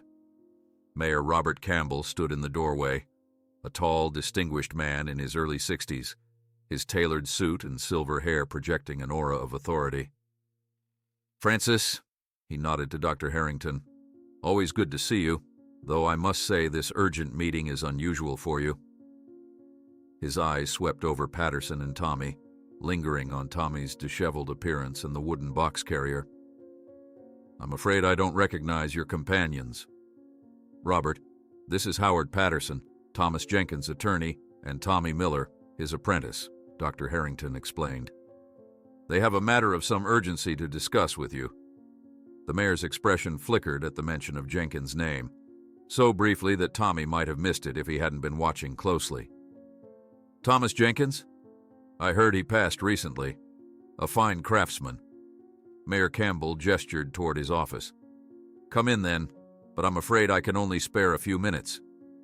The mayor's office was exactly as Tommy had imagined from Mr. Jenkins' journal descriptions, spacious and imposing, with floor-to-ceiling windows offering panoramic views of the town. And there, behind the massive desk, stood the piece that had brought them here. An ornate cherrywood desk, unmistakably Jenkins' work, its carved symbols matching those in the design drawings. Mayor Campbell settled into his leather chair. "Now, what's this urgent matter concerning Thomas Jenkins?" Patterson began with practiced legal precision. "Mayor Campbell, we have reason to believe there are serious irregularities concerning the ownership of Thomas Jenkins' workshop property. Specifically, evidence suggesting that documents may have been falsified to misrepresent Mr. Jenkins as a tenant rather than the rightful owner." The mayor's expression remained neutral, but his fingers tapped a subtle rhythm on his desk. "That's a serious allegation, Mr. Patterson. What evidence could possibly support such a claim?" Tommy stepped forward, opening his backpack. "Sir, I found these in a hidden compartment of a box Mr. Jenkins was making before he died." He placed the original deed on the desk. "This shows he owned the building outright." Mayor Campbell barely glanced at the document. "Property records can be complicated. A single deed doesn't necessarily reflect the current legal status." "There's more," Tommy continued, laying out the journal and photographs. "Mr. Jenkins kept detailed records. He wrote about how Millbrook Properties, your company, has been trying to acquire his workshop for years for redevelopment." The mayor's expression hardened. "Young man, business negotiations between private parties are hardly matters requiring my official attention. If Thomas had concerns, he should have addressed them through proper legal channels." "He tried," Tommy replied, his voice steadier than he expected. "The journal documents everything.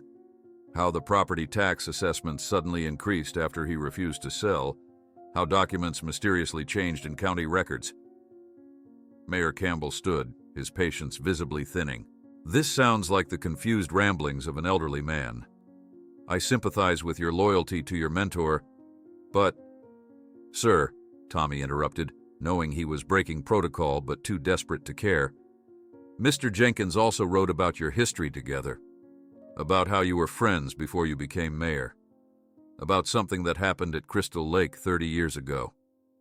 The mayor froze, his expression suddenly alert. What exactly did Thomas write about Crystal Lake? Tommy opened the journal to the marked page. He wrote that you owe him a moral debt from that day, that he never asked you to repay it, but that you would know when the time came.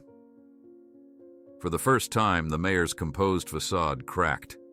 He sank back into his chair, staring at the journal as if it might bite him.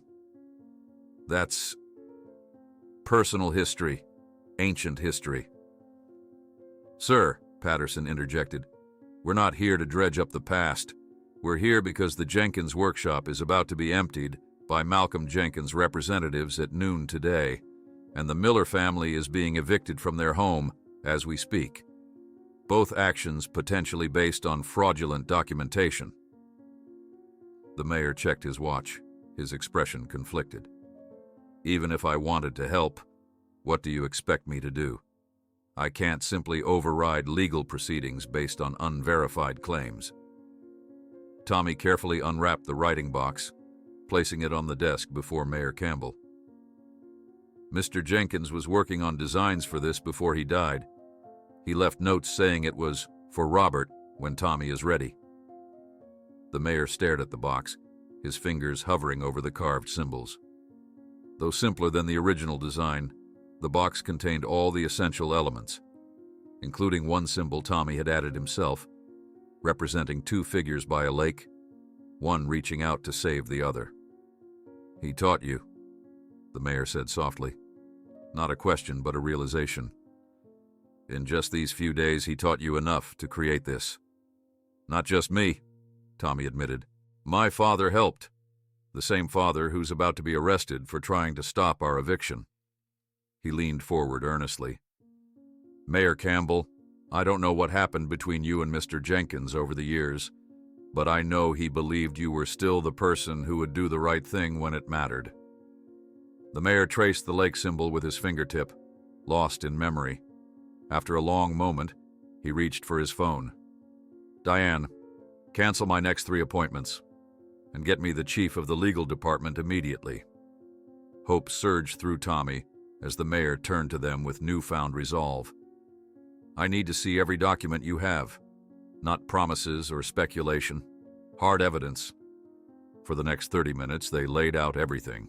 The original deed, journal entries documenting the gradual pressure from Millbrook Properties, photographs of the development plans, and the letter claiming Jenkins was merely a tenant despite decades of evidence to the contrary.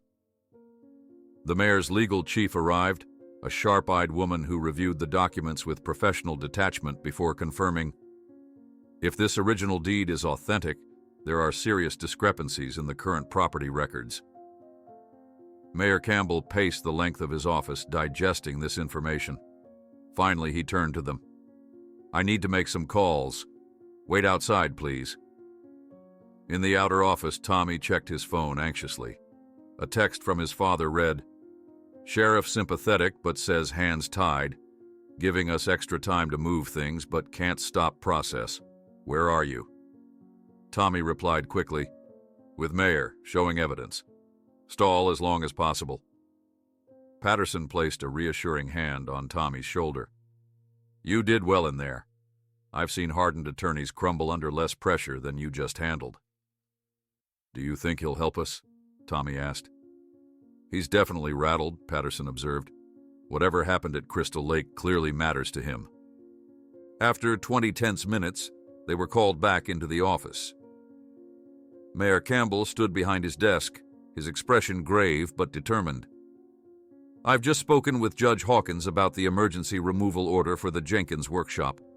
Based on the documentation you've provided, he's agreed to issue a temporary stay, pending full investigation of the property records.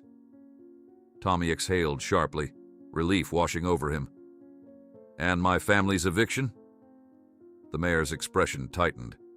That's more complicated. The property is legally owned by Millbrook Holdings, a separate company from Millbrook Properties, though with overlapping interests. Your interests, Tommy said bluntly. The mayor didn't deny it. I've instructed my chief of staff to contact the sheriff immediately. Your family has 3 days to vacate, the original timeline, not 3 hours. 3 days doesn't solve our problem, Tommy pointed out. We still have nowhere to go. The mayor stared at the writing box, then at the massive desk that had been with him for decades. His gaze lingered on the lake symbol Tommy had carved. Finally, he picked up his phone again. Diane, get me Sheriff Ramirez. Priority call. After a brief pause, he continued, Jim, it's Robert Campbell. I need you to stop the Miller eviction immediately. Yes, immediately. Tell your deputies to help put everything back inside. This is my personal request. He listened for a moment, then added firmly, No, I'll take full responsibility. And Jim, make sure the Millbrook representative understands this comes directly from me. As the mayor ended the call, Tommy stared at him in disbelief. You're stopping the eviction completely? Temporarily, the mayor clarified. There are legal processes that can't simply be overridden, even by me, but I can ensure you have time to properly challenge these proceedings with the evidence you've gathered. He turned to Dr. Harrington. Francis, I believe the Historical Preservation Board has been considering Jenkins' workshop for protected status. Perhaps an emergency meeting is in order? Dr. Harrington smiled. I was thinking the same thing, Robert. I'll call the members today. As they prepared to leave, the mayor held out his hand to Tommy. Your mentor saved my son from drowning that day at Crystal Lake.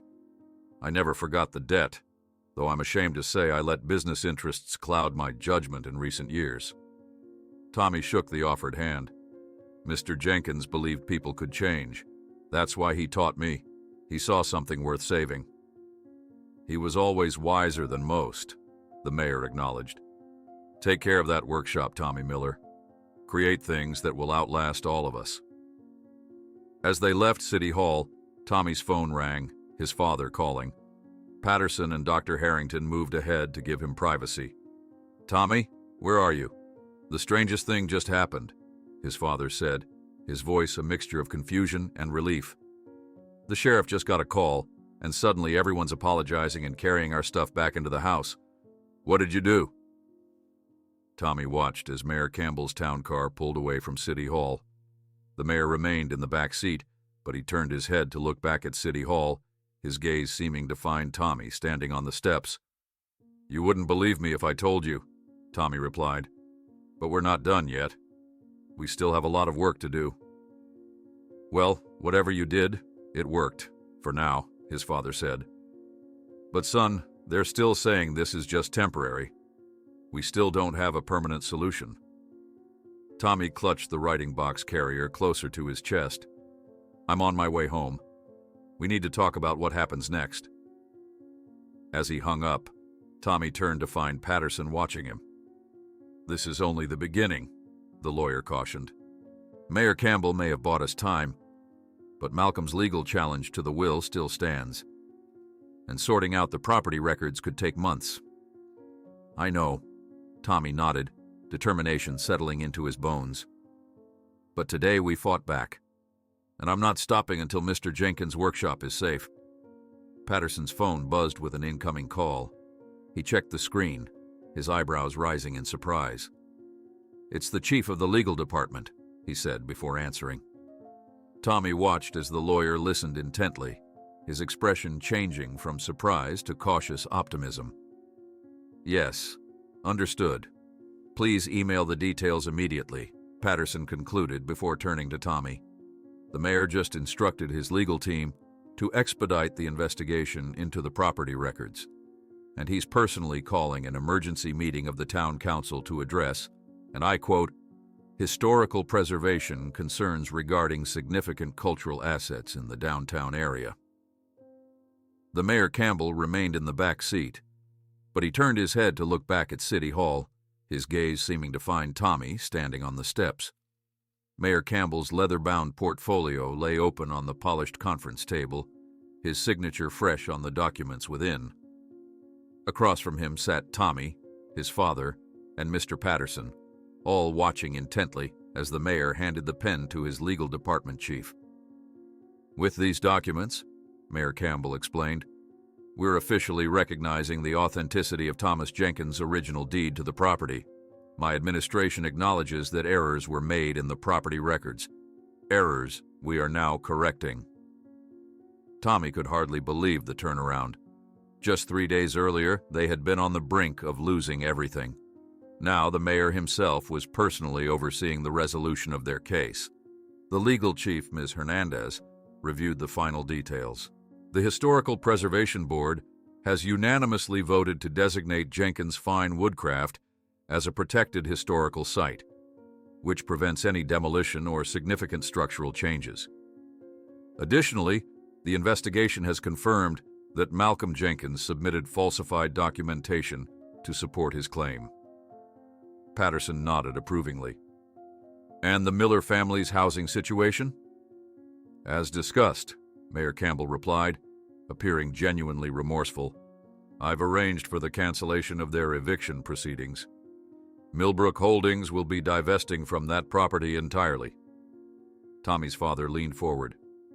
"Just to be clear, sir, this means our family can stay in our home?" "Yes, Mr. Miller. Consider it part of making amends." The mayor turned to Tommy.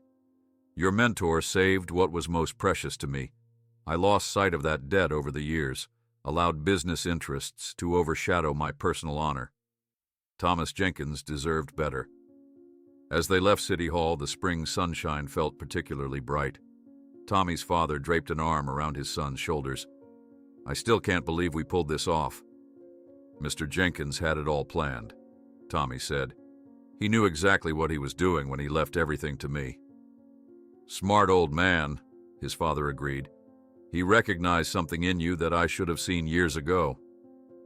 They walked in companionable silence for a moment before Tommy asked, "So what happens now? With the workshop, I mean." His father stopped walking, turning to face Tommy directly.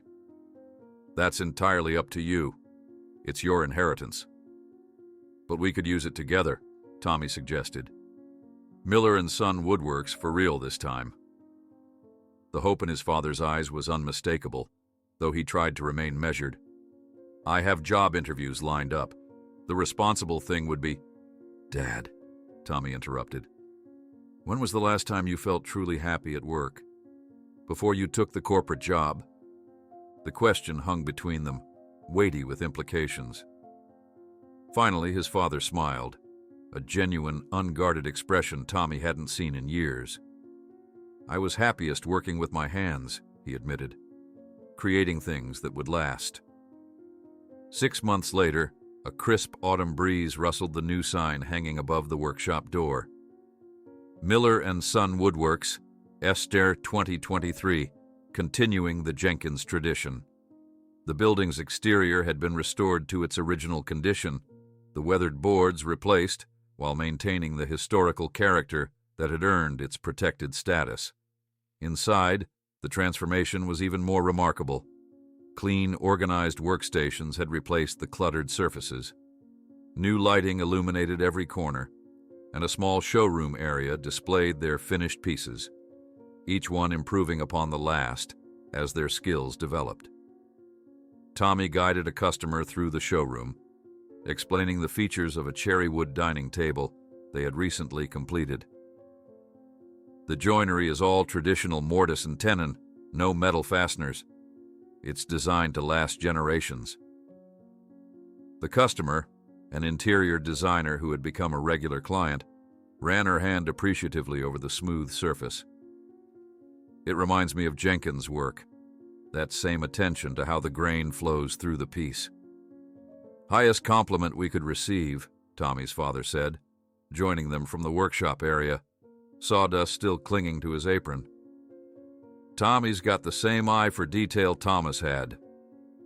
After the designer left with measurements for a custom sideboard commission, Tommy's mother arrived with Jake in tow, both carrying bags from the local deli. "Lunch delivery," she announced cheerfully. The past 6 months had eased the worried lines from her face. She had reduced her hours at the diner to part-time, using her remaining time to handle the growing business's bookkeeping and client communications. They gathered around the small table in the back office, the family ritual of shared lunch now a daily occurrence. Jake, now 10, eagerly recounted his morning at school between bites of sandwich. "And Ms. Peterson says my wood project was the best in class," he boasted, pulling a small carved box from his backpack. "Tommy showed me how to do the corners." Tommy's father examined the box with exaggerated seriousness. "Excellent craftsmanship, Mr. Miller, Jr. You'll be running this place before we know it." As they ate, Tommy couldn't help reflecting on how dramatically their lives had changed. The workshop was becoming known for quality craftsmanship, with commissions booked 3 months in advance. His father, once defeated by corporate layoffs, now carried himself with the quiet confidence of a man who took pride in his work. Even Jake was flourishing, his grades improving as the family's stability returned. After lunch, Tommy's mother collected the wrappings. "Don't forget Dr. Harrington is coming at 3 to discuss the museum exhibition." The exhibition had been the mayor's idea. Jenkins and Miller, craftsmanship across generations, featuring both Thomas Jenkins' masterworks and the Miller family's emerging pieces. Dr. Harrington had enthusiastically embraced the concept, securing the town museum's main gallery for a 3-month showing. As his mother and Jake left, Tommy and his father returned to their current project, a custom library ladder for the renovated town hall. Tommy was working on the curved handrail, carefully shaping it with a spokeshave, when the workshop door chimed. Malcolm Jenkins stood in the doorway, visibly uncomfortable and significantly less polished than when they'd last seen him. His expensive suit had been replaced by casual clothes, his formerly slick demeanor now hesitant. Tommy's father moved protectively to his son's side. "Can we help you?" Malcolm cleared his throat. "I came to return something." From a canvas bag, he carefully withdrew a set of antique carving tools, the special ones Thomas Jenkins had used for his finest detail work. "These were my uncle's favorites. When I was a kid, he tried to teach me to use them, but..." He shrugged. "I never had the patience. They belong here." Tommy accepted the tools, recognizing their value immediately. "Thank you." Malcolm nodded awkwardly. "The investigation showed I submitted documents my attorney prepared without understanding what they contained. I've been cleared of intentional fraud, but..." He gestured vaguely at the workshop. "I wanted you to know I never intended to dishonor my uncle's wishes. Not once I understood what they truly were." After a moment of tense silence, Tommy's father extended his hand. "We appreciate you returning the tools." Malcolm shook it briefly, then turned to leave. At the door, he paused. "You're doing good work here. Uncle Thomas would have approved." After he left, Tommy carefully placed the returned tools in their proper drawer. "That was unexpected." His father nodded. "People can surprise you. Speaking of which..." He checked his watch. "We should get back to work if we want to finish the ladder before Harrington arrives." The afternoon passed in productive focus, their hands working in tandem. Tommy found himself reflecting on how naturally they had fallen into their roles. His father handling the structural elements where his experience shone, Tommy applying the decorative touches Mr. Jenkins had taught him. Each complemented the other's strengths. By the time Dr. Harrington arrived, the ladder was nearly complete, needing only final sanding and oil. The elderly curator inspected their work with appreciative expertise. "Remarkable progress in 6 months," he noted. "Jenkins chose well." "We were lucky," Tommy's father said. "Not everyone gets a second chance like this." Dr. Harrington smiled knowingly. "Luck had very little to do with it, I suspect. Thomas was always a careful planner." He handed Tommy an envelope. "The final exhibition details. Opening night is quite the gala affair. The mayor has invited several prominent collectors." After the curator left, Tommy and his father applied a final coat of oil to the day's work. As they cleaned their tools, a comfortable silence settled between them, the kind that only exists between people who understand each other completely. "I never thought I'd say this," his father admitted, wiping down a chisel, "but losing that corporate job was the best thing that ever happened to me." Tommy smiled. Mr. Jenkins used to say that life has a way of steering us where we need to go, even when it feels like we're drifting. As they prepared to close the shop, Tommy reached for a box of specialty hardware on a high shelf. The motion caused a nearby toolbox to teeter precariously before toppling completely, spilling its contents across the floor with a tremendous crash, screwdrivers, wrenches, and measuring tools scattering in every direction. Tommy stared at the mess, then at his father. Both burst into laughter as they recognized the scene's perfect parallel to their first encounter with Mr. Jenkins. "Déjà vu," his father said, kneeling to gather the scattered tools. Tommy joined him on the floor, picking up a tape measure that had unspooled dramatically. They worked side by side, restoring order to the chaos, until Tommy's eye caught the framed photograph of Mr. Jenkins they had hung on the wall. The old craftsman standing proudly beside a piece he had just completed, his eyes twinkling with satisfaction. Tommy paused, holding a well-worn hammer that had belonged to the old carpenter. "You know, Dad, I think Mr. Jenkins had it right. Sometimes, an accident is just the universe giving us a helping hand." His father placed his arm around Tommy's shoulders, surveying their thriving workshop that had transformed their lives. "And sometimes, a simple act of kindness is the most powerful tool we can possess."